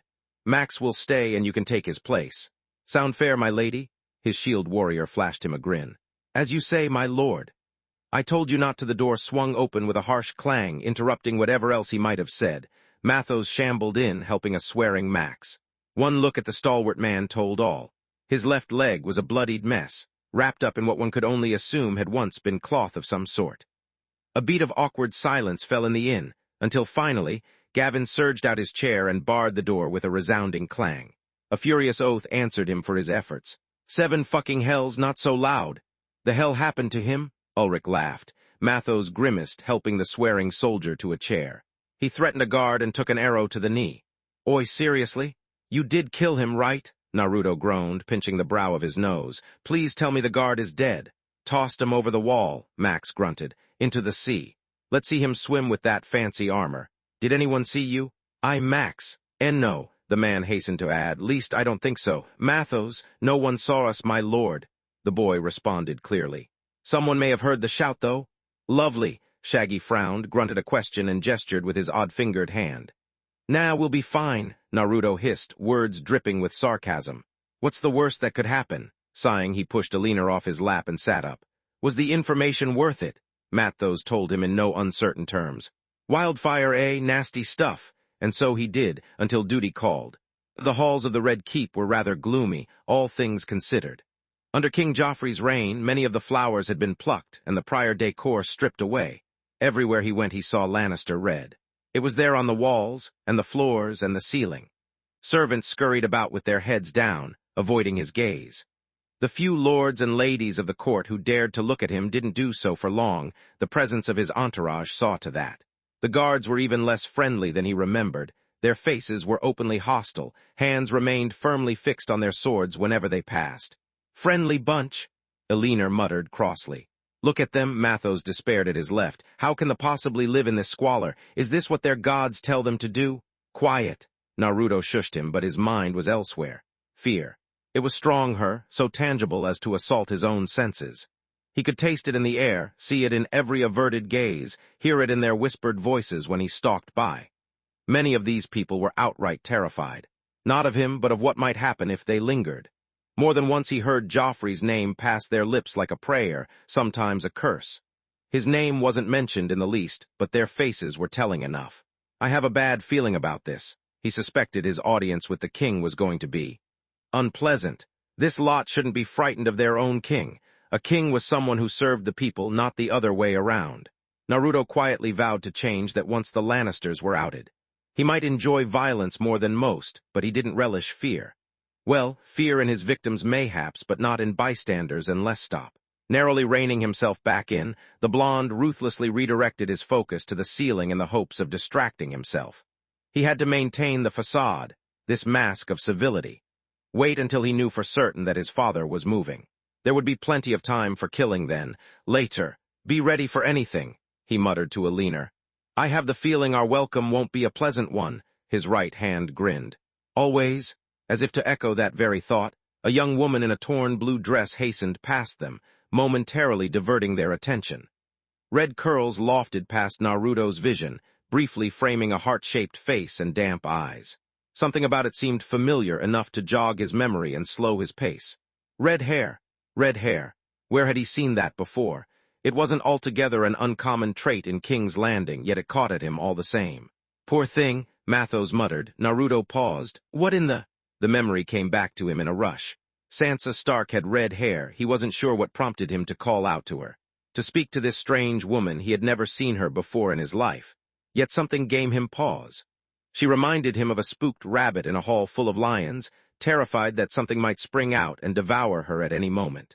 He knew how it felt. The words were out of his mouth before he could think to take them back. Lady Stark! The lass spun, looking like a frightened doe, clutching the tattered remnants of her dress about her shoulders. Eyes red and puffy from crying blinked back at him, wholly bewildered. My lord? Not a lord, Naruto soothed, lowering his hand. Just Naruto, a hired sword. Do you have a moment? She eyed him warily, clearly wanting to flee. I'm afraid we haven't met, Naruto. I must be going now. Wait just a minute. You're hurting me, Sansa cried out as he spun about and took hold of her arm and pulled her backward. Passerby glanced at the scene, but no one dared to challenge him. Why would they? Most probably thought this girl an enemy of the court itself. They didn't care what happened to her. True enough, her struggles were useless against him. Unlike Alina, she hadn't been trained in the art of combat and possessed precious little strength to speak of. However, a thorn of compassion pricked him and held him back, loosened his grip. What would you say if I could reunite you with your brother? He asked after a moment. Behind him, Alina and Mathos bristled. They feared he was blowing their cover, and perhaps he was. But something inside Naruto, that small, tiny sliver of humanity that still existed deep inside him, wouldn't let it slide. He imagined Shireen, his own sister, in this very situation. Sobbing, terrified, in tears, her dress ruined, and something furious sparked to life in him. "Answer me," he hissed. "Would you like to see your brother again?" Sansa's face went blank. "My brother is a traitor." She recited the words en rote as if from memory. "I am loyal to my king. Look at her. She's scared shitless." Elinor bulled in before she could finish, scowling. "None of that, girl. We're not your enemies, and what have we here?" Naruto spun to face the voice. Crap. Approaching down the corridor were not a pair of guards as he'd feared, but someone else entirely. A rather roguish-looking individual who was clearly a hired mercenary of some sort, and a much shorter man bearing a golden badge on his tunic. Naruto recognized the insignia dead away and released Sansa, swearing softly to himself. Double crap. Well, so this then was the infamous imp he'd heard so much about. Strange. He didn't look the monster most made him to be. Oh, he was short to be sure, but beyond that he seemed quite normal. Even so, Naruto felt himself bristle as Tyrion drew near. Anyone who'd been named Hand of the King, even temporarily, was worthy of respect and extreme caution. There was no telling what he might have overheard. He hadn't said anything incriminating, but no, this looked more than suspicious. "Only a day in the service of my beloved sister, and already I find you plotting behind her back." Abruptly, his stoic expression collapsed into a wry smile. "I'm joking, of course. No, by all means." He waved them on merrily. "Plot away. Anything that brings Cersei trouble is a welcome sight for me." "My lord," Sansa curtsied hastily. "Ah, Lady Sansa. I'm terribly sorry for that mess in the throne room," Tyrion replied. "I'm afraid I must apologize once again on my nephew's behalf." Not at all, my lord. It was I who was at fault. Just Tyrion will do," the dwarf shook his head. "I'll have a new dress made and brought to your quarters straight away." "You are too kind." Sansa scurried away quickly before Naruto could get a word in. And just like that, the son of the Stag found himself trapped with the Hand of the King. Mathos looked like he wanted nothing more than to keep walking. Elinor had gone positively rigid, her eyes locked on Tyrion like a hawk as the silence stretched on. Naruto was beginning to fear that she'd do something horribly foolish and get the lot of them apprehended or worse when finally someone coughed. "Well," Tyrion began, "here we are." "So it would seem," Naruto ventured cautiously, uncertain of what to say, of how to explain this situation away. "Can't say I've had the pleasure, your lordship." He found himself wholly out of his depth here, uncertain what the man wanted with him. Encountering Sansa had thrown his thoughts into disarray. Meeting Tyrion hadn't been a part of the greater scheme either, and he was forced to take a step back and reassess just what he would say to a man who could make the next few days a living hell for him if he wished. "What were you doing with Lady Sansa?" Tyrion asked abruptly. Elinor swooped in before he could think. "Why don't you tell us what happened first?" "Ah, that." The Lannister actually had the good grace to look abashed at the mention of the incident. "I'm afraid my nephew's been in a bit of a sour mood as of late." At the woman's questing look, he frowned. "You haven't heard. The young wolf joined his armies with Stannis." These words emerged as a painful grimace. "Rumor has it they rooted the mountain, and now they're marching on King's Landing as we speak. Alas, our wise king chose to take his anger out on Lady Sansa." Inwardly, Naruto rejoiced. Yes, he listened after all. Outwardly, however, he forced a small sigh of his own. "Well, that's poor news for me. I have an audience with him at noon." Tyrion blinked, then turned his gaze to the garden where the sun was just now beginning its descent. The beginnings of a smile plucked at his square jaw. Clearly, he didn't adhere to the Joffrey's every whim either. "I believe it's well past noon." "Well," the blonde shrugged, "kings can't always have their way now, can they?" The Hand of the King seemed to consider that for a moment. Then inexplicably he relented. "Bronn," he introduced. "Meet Naruto. He's to be your replacement once this mess is behind us, or so I hear." After a moment, the sellsword extended his hand. Naruto took the offered arm and gripped it firmly, fighting back a smile of his own. "Hear you knocked around some of my lads last night," the taller of the two quipped. The assassin blinked. "Your men. I wasn't aware you commanded idiots." Bronn chuckled. "I don't. Queen took charge of a few without telling me." Then he noticed Elinor. "And who is this?" "Death on legs," the shield maiden quipped dryly. Bronn gulped. "Noted. If there's nothing else I should be going, might I have a word?" Naruto froze. Tyrion was no fool. He couldn't be baited or tricked like Cersei, and he wasn't half as paranoid. He was dangerous. As acting Hand of the King, he had every right to be. The slightest slip might give him away. Perhaps it might be better to just cut his losses now.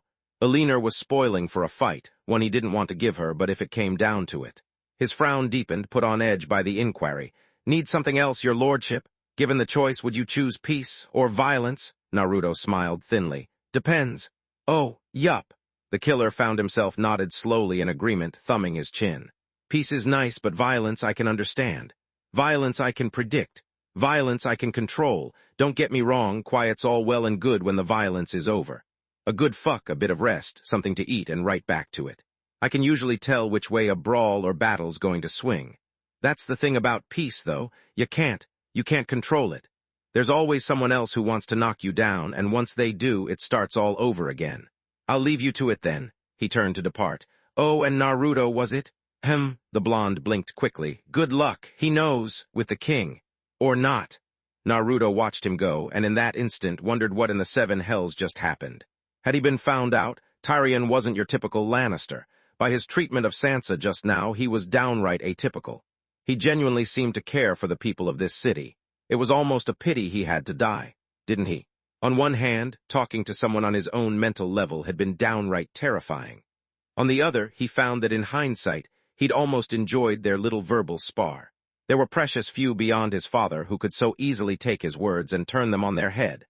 Naruto sighed and strode to the doors, hesitating. Someone's voice could be heard even through the thick plating, and that someone did not sound pleased. Evidently, Joffrey wasn't taking the news of Stannis' well after all, which in turn was going to make him even more of a bore than he already was. He didn't have to ask to know that the brat was going to be a right and proper pain in his ass.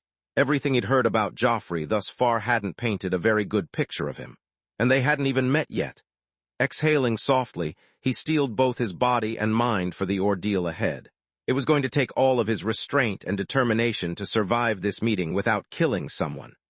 Honestly, it was almost enough to make Naruto want to turn around, march out of the Red Keep, and pretend he'd all but forgotten this blasted meeting.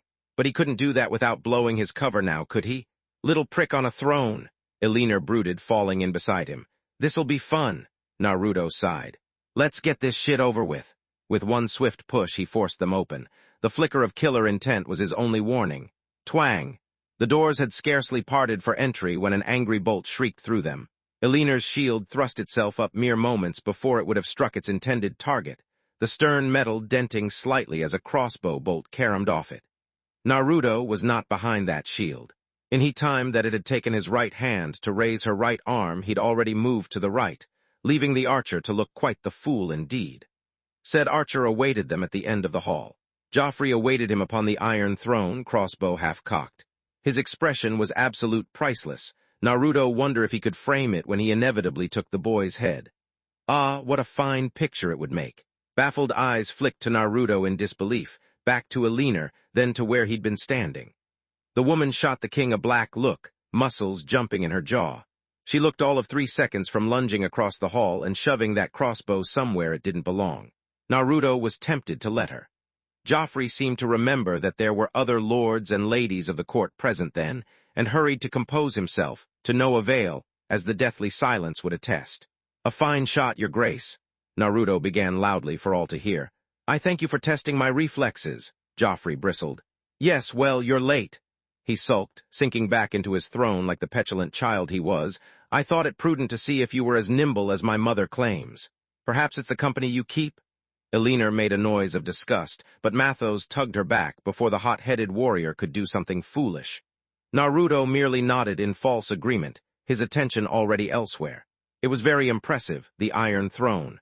All jagged edges and melted swords, it was both a thing of terrible beauty and immense sadness.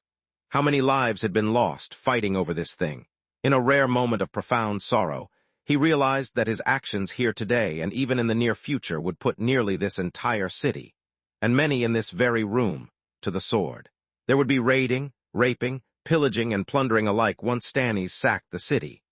Thanks in no small part to this foolish little twat who took it upon himself to be an absolute ass to everyone he met.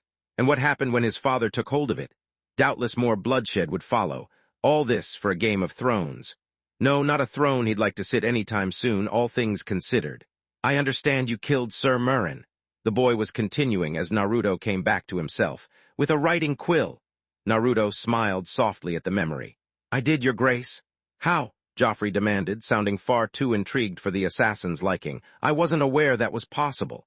Easily, your grace. At the latter's muffled consternation, he continued ably, spinning his tail. When you kill as often as I do, it must be up close and personal. It can't be from afar, oh no, that simply won't do. I find you have to watch the life leave his eyes to see them die and know that you're responsible for ending their lives. Only a coward kills from afar. Surely your grace knows this, Joffrey reddened. Why has my mother hired you lot? Your mother wishes you to be protected, your grace. Elenor spoke up before he could think to stop her. Since you cannot fend for yourself. A deathly pall fell over the royal keep. Joffrey balked. What did you say? Realizing her mistake, the shield maiden cast him an anxious look. By now, the king's expression had become downright murderous. Leaning forward in his chair, Joffrey shrieked. What did she say? Forgive her tongue, your grace. She spoke out of turn, but her words were my own. Taking a deep breath, Naruto stepped forward, deflecting the boy king's wrath away from the worried warrior and onto himself. It was I who meant to say that you cannot fight. Anyone who can't swing a sword is useless on the battlefield. For all his efforts to be blunt, he could feel the conversation getting out of hand, the situation slipping away despite his best efforts. If this was all it took to, I should have your tongue cut out, Joffrey raved. You and your woman's, Naruto could feel himself slipping. When he reached for patience, he found only anger. You may try, your grace. I am the king. Yes, you are, the assassin snapped back with more irritation than he let on. But until you can kill a grown man with a quill as I have, you are not a warrior and as such, an easy target. He drew back a step, exhaling softly. And as such, you do require protection. Your fabled Kingsguard are useless against anyone of reasonable skill, and your Kingslayer uncle is not here to protect you. My men and I, however, are, and we have been paid handsomely to do so. But we cannot protect you if you insist on being unreasonable. Off with his head. Oh, for the love of... Infuriated, Naruto spun and lashed out with a knife before anyone could close with him. The nearest guard went down with a wet gurge, collapsing in a bloody mess, his golden armor stained red with gore. Naruto was up the steps quick as you please before the dead man finished crumpling to the ground, eyes livid. It was, Elenor thought, perhaps the most terrifying of him she'd ever seen. The man had nigh but vanished and the beast had come out to play. Kill. You stupid, insufferable little shit, look what you've made me do, the son of Stannis snarled. He didn't hear Joffrey's reply, if there was one. The voices were hissing at him furiously, drowning out all else. A curtain of red draped itself across his vision. The next man to attack the enraged blonde found himself ripped off the floor and hurled across the room to the doors. Elenor and Mathos balked at this inexplicably feat of strength, but neither moved. No one moved but Naruto. Kill him. Joffrey backpedaled wildly at his advance until he retreat no more, his back slamming down into the throne. Naruto loomed over him, a terrible specter of wrath, but he did not touch the king. The insidious whispers in his ear and his own mind draved all the more for this failure, demanding action, demanding blood. It would be so simple, they argued, so easy. Why did he have to wait until the attack? Do it now. Take his head, Cersei's head, and all the heads of King's Landing. They deserved it. Yes, yes, they deserved. Kill him. A hand twitched toward his blade. Kill? Him? No. Joffrey collapsed backwards in a boneless help as the son of the stag leaned over him, teeth bared like fangs. Naruto sniffed, noting with no small satisfaction that the boy appeared to have soiled his trousers. Good, let the little king stink like the shit he was. Let him sit in his stink enno. If you mean to kill me, draw your weapon, boy, and draw it now, Naruto hissed. The man who passes the sentence should swing the sword. So swing it if you dare. No. Wild eyes the color of old blood fixed firm on the king. Make your choice, here and now. Your men can't kill me, and neither will you. Your mother ordered me to keep you safe, and by the gods above and below I mean to do it, even if it's from your own stupidity. Forcing a trembling hand from his sheathed sword, he straightened. I'm not going to attack you. This time, don't do that shit again. Joffrey didn't move. Tell his lordship I'll meet with him when he isn't trying to kill me, Naruto snarled at the hound. And inform the queen. Joffrey's man afforded him a grim smile. Her grace won't like that, sellsword. Then you can tell her that her fucking son shot at me with a bloody crossbow for no fucking good reason. He spat, flinging the expletive in his face. She's lucky I didn't gut him like a pig. Now if there's nothing else, I do believe our business has been concluded for the day. For now. Spinning on his heel, the blonde stormed down the steps at a brisk pace and marched out of the throne room, Eleanor and Mathos following at his heel. Neither said a word to him until they were well beyond the keep and within the street's King's Landing, and even then the talk was scarce. It wasn't until they'd returned to their fortified inn, locked and barred the door, that any of his party dared to challenge him with anything resembling a look. "That bad, eh?" Ulrich chuckled, seeing the blood on the blonde's face. "Piss off, Umber." "Ah, he speaks." In due course finally, Eleanor swallowed thickly and resolved herself to speak. "Look back there, not a fucking word." Naruto spun on the red wine, slamming her into the wall with such force she was sure her head would fly off. "Do you have any idea what you started?" The words were something beyond a hiss, a snarl that barely resembled him at all. "What I nearly did back there when you couldn't keep your mouth shut." Eleanor tried to meet that gaze and failed horribly. Something in her quailed at the eerily blank expression that her lover now wore. She'd seen him snap in the throne room, seen a new ripple in what had until now been a calm pool. Now she understood why. Naruto wasn't sane. "You almost killed the king?" she ventured warily. "I almost killed the fucking king," he exploded, roaring furiously, hands flying into the air to tear at his hair. "And what good would that have done, huh? Nothing. No, don't you fucking look away. You're going to hear this, every bit of it. One dead king and a city prepared for attack. Not only would we have lost the element of surprise and tipped our hand, but any chance of sabotaging their plans would be gone. Out the window. I'd be dead and the rest of you would be hunted down like dogs and flayed for sport, and we still might be after that outburst." "I can't believe you actually did that," Mathos murmured. "The way you threw that, man, I've never seen that. And your eyes." Baleful blue orbs swept towards to him like wildfire, silencing the sailor before he could finish. Eleanor took that chance to slink away and salvage what was left of her pride. Everyone recognized the rift that had formed between the pair. Only time would tell if it would ever be repaired. Then inexplicably she paused at the edge of the threshold. "Look, I'm sorry," his voice wavered. "It won't happen again." "Just go," Naruto groaned into a hand. "Please." "I said I was sore. Get." Eleanor got. Wait, I thought you wanted to kill him." Gavin frowned once he was certain she had all but sealed herself in the adjoining room. "I mean, I get the speech, but why not just kill all the bloody Lannisters now and leave 'em leaderless? Wouldn't that work just as well?" At the latter's silence he grew bolder and dared continue. "So far I'm hearing an awful lot of talking, but you seem to be the only one doing the killing around here." Rising from his seat, he thrust a knife at him across the table, demanding, "When do we get to see some action?" The assassin growled softly. It was the sound of a predator preparing to pounce. "We will, on our terms. Now put that knife down before I shove it up your ass." Reluctantly, Naruto complied. When no one dared challenge him further, Naruto reclaimed his seat near the hearth. "Now," he began icily, "we are going to go over the plan one more time." Days passed. Plans were made, discovered, unmade. And then, almost before he knew it, the time came, the night of the assault. A cloaked shadow slipped out of the Red Keep and onto Lancel Lannister. The poor sod never saw his death coming, never felt the sweet kiss of steel against his skull until it was too late. Strong arms caught the falling body and ruined skull both, marched them into a dark alley and left them there to rot with the rest. Then the shadow moved on. Clinging to the walls and avoiding the moonlight, it lurked in the darkness, slithered down the streets and vanished over the wall. Within moments it scaled the imposing cliff face and descended to a waiting boat that'd been moored near the eastern gate. Once there, it rowed quietly towards a distant vessel, strong arms pulling the small craft inexorably forward. Some might have found themselves lost in the fog, but the shadow did not waver, ever knowing of its destination. Barely there unless you knew precisely where to look, insurmountable against the fog, far from shore and the naked eye.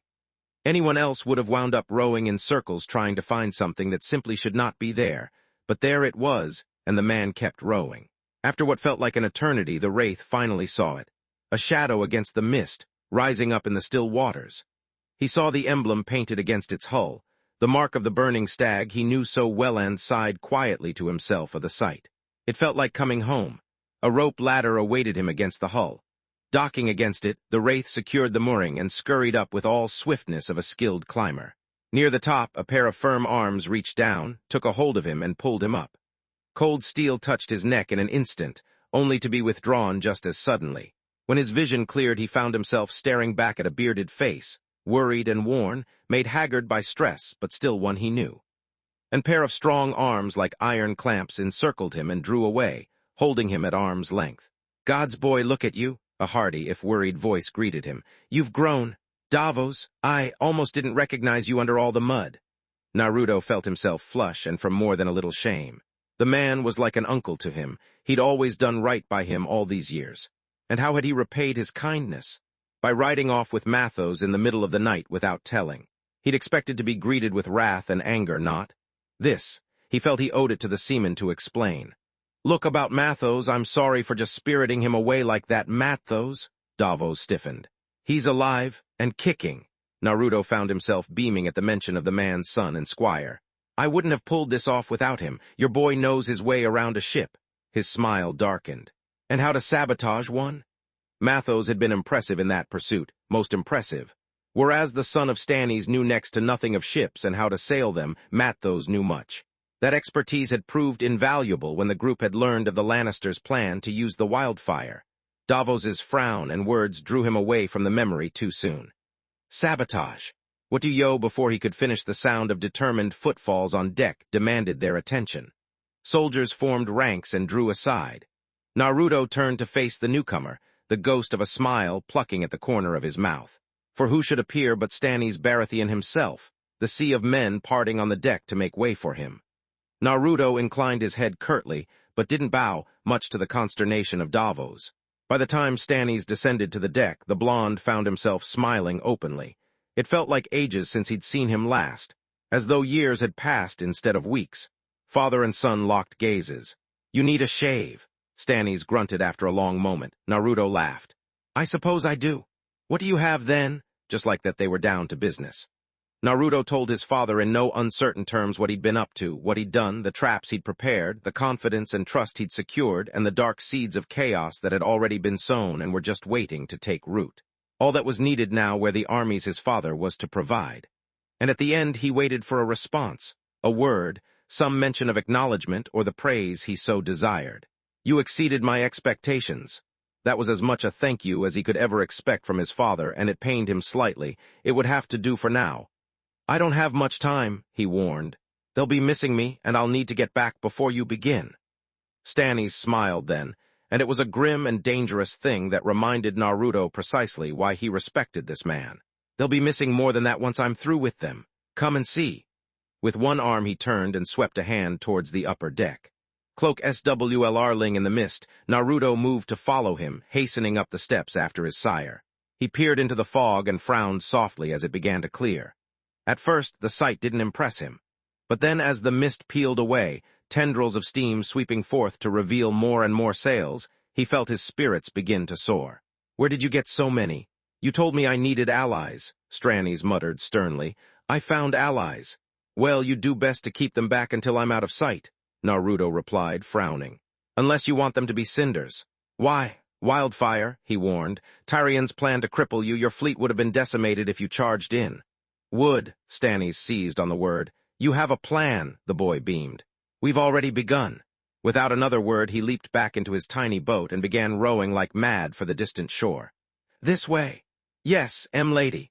Elena ruthlessly swallowed another brewing insult as she followed the queen out of her chambers and towards the safe room. Her fingers twitched ruthlessly towards a hidden dagger as they walked, longing to plant it between the queen bitch's shoulder blades. Right in the vitals, severing the spine. It'd be a fitting end for someone so vicious and cruel. But she couldn't do it. It wasn't the presence of frail, young Tommen that stayed her hand, she told herself. She just couldn't do it yet, not yet. "Keep up," Gavin groaned quietly. Perhaps if lady would stop speaking. Elena was beginning to consider shoving that knife elsewhere now.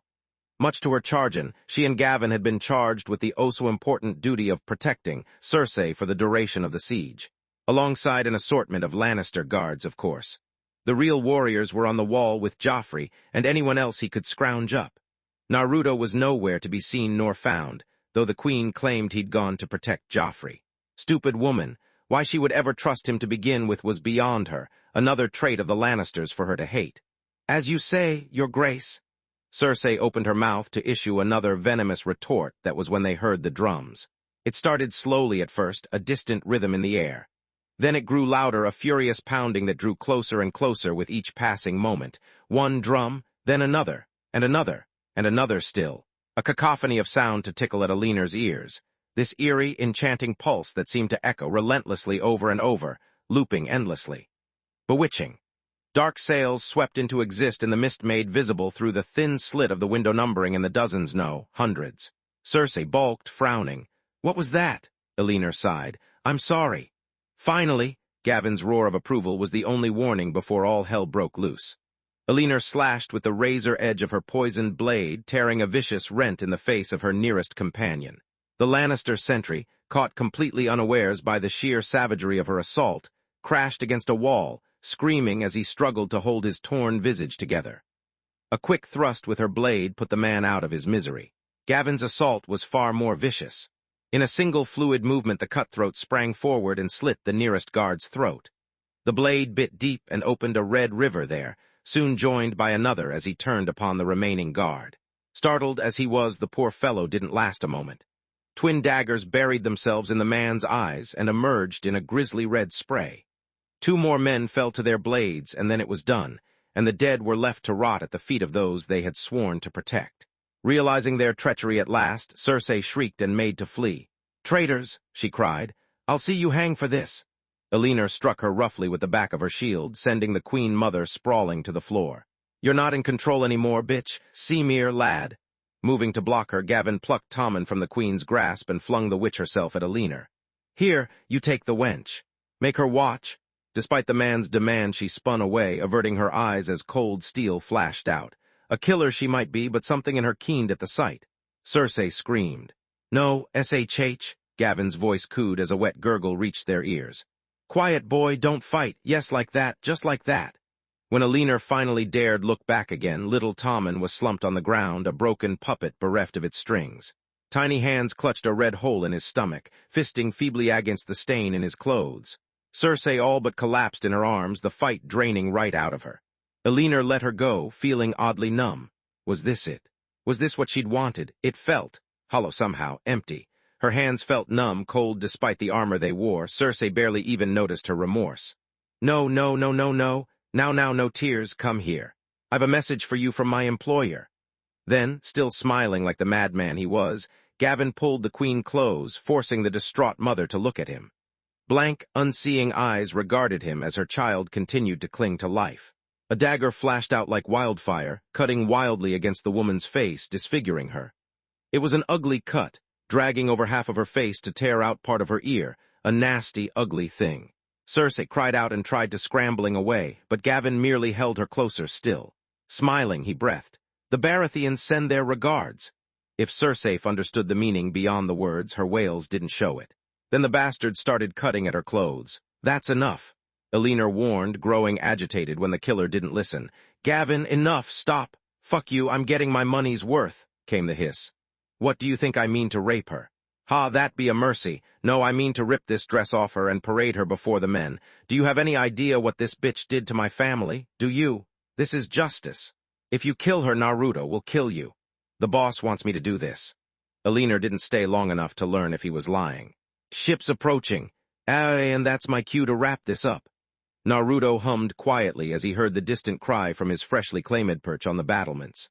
He and his precious 20 had already tasted Lannister blood more than once tonight, and the siege hadn't even truly begun. Working from the darkness as a silent vanguard, they had already inflicted more damage on Tywin Lannister's precious legacy than any of his father's ships would. It was imperative that they secured King's Landing before reinforcements arrived, which made his task all the more vital. 20 good men indeed. 20 good men were dangerous. Led by him, 20 good men were downright lethal. Doubtlessly his blades and theirs would drink their fill before the night was through. He paused, considering his next targets. The Hound, nope, all kinds of nope. He knew better than to mess with a man like that by himself. The imp seemed ashamed to kill him just yet.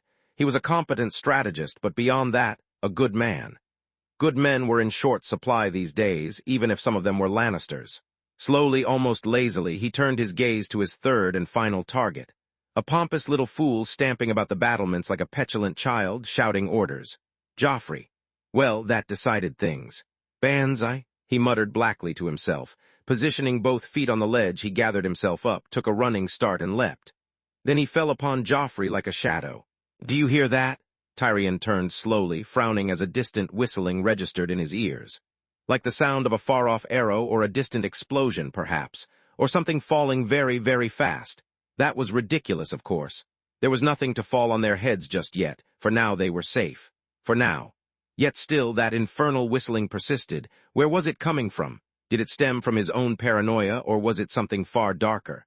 The dwarf didn't know, and not knowing was far worse. What is that?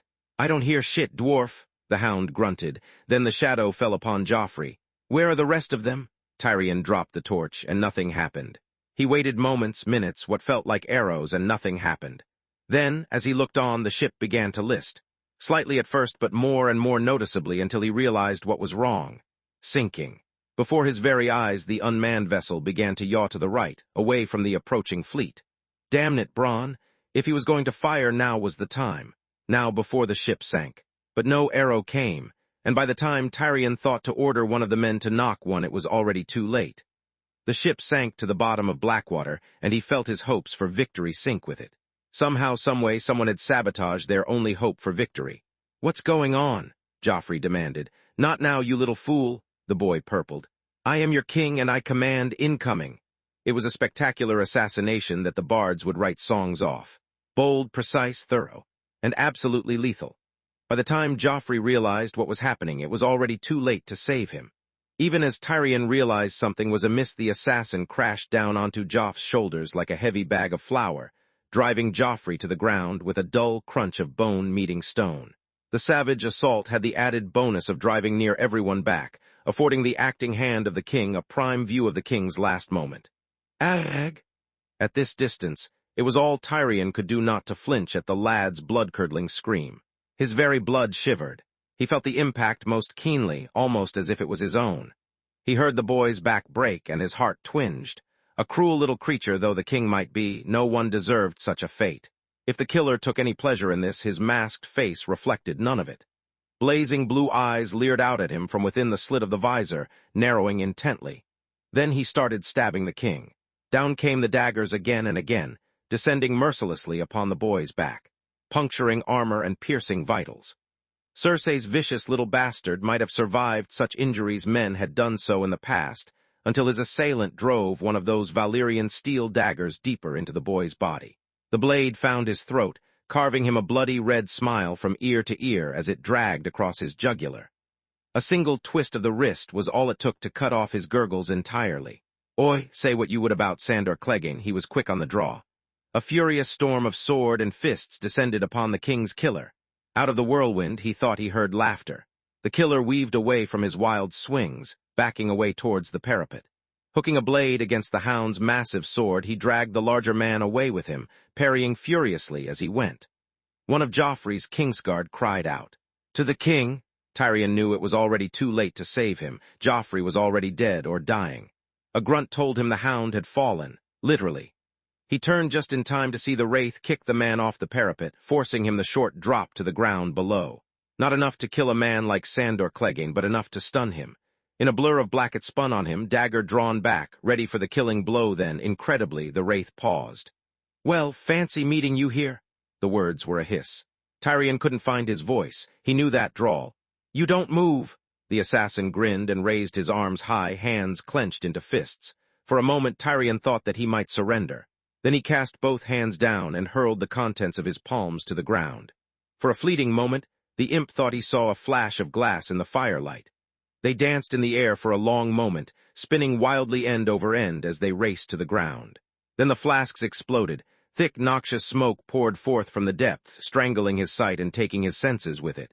For a moment, a terrible, awful moment, there was silence. Then the shouting began. Screaming all around him, men were screaming, dying. Knives flashed like silver in the smoke, dealing death to any who stumbled near. Blood soaked the stones with screams and something else. Because over the sounds of blood and battle, he heard something new, smelled it, felt it, a roaring explosion. The flash of green told him precisely where some of the wildfire had gone. Someone had just hurled a massive jar of it at the mud gate. Even as he looked on, a flaming torch was flung against the wood. Time seemed to force itself into knots, slowing into a single eternity of a second. He watched the orange fire climb across the accelerant, creeping up towards the stone THOOM. Tyrion was lucky. He was just far enough that the blast that ripped open the gate merely hurled him to the ground, rather than into the flames. Splinters of wood and stone swept past, and he shielded his face, wincing a bit as the aftermath of the explosion swept over him. And then, as quickly as it had come, it was gone. Dazed, he stumbled away, scrubbing at his eyes. What he saw there nearly broke his spirits entirely. The mud gate lay open before him, and all of Stannis' army and his allies poured through it like a raging fire. So many, too many. For every man a Lannister killed, 5 more fell to Baratheon blades. And were those Tyrell banners there amongst them? 7 hells they were. He turned to his men and found them fighting for their lives. The Hound was gone, having either fled as the defenders were overwhelmed or perished somewhere in the fray. The tide was turning, and it was turning against them. With his fleet wholly intact, the usurper Stannis continued to land his countless ships and disgorge more and more of his soldiers, shoring up his vanguard. Tyrion had no such reinforcements to speak of. The men knew this, and disheartened and bereft of their king, they began to falter. Thousands of men crashed against the rock that was King's Landing, and slowly, that rock began to crumble. Piece by piece, pebble by pebble, it came apart, chipped away at its very foundations. Where was the wildfire? Bronn, where was Bronn? As Tyrion was processing this, an arm wrapped around his throat and slammed him against the parapet. He struggled fiercely, but his attacker was too strong, his grip too sure. Desperate, the Lannister reared back and smashed his head against his attacker's stomach. An annoyed grunt snaked through his ear, and then he heard the voice. Someone once asked me if, given the opportunity, I'd choose peace or violence. I think I finally have an answer for you. The vice on his windpipe tightened. I choose violence. You. That was Tyrion's last thought before something hard and blunt struck his head. And the sweet slumber of sleep took him,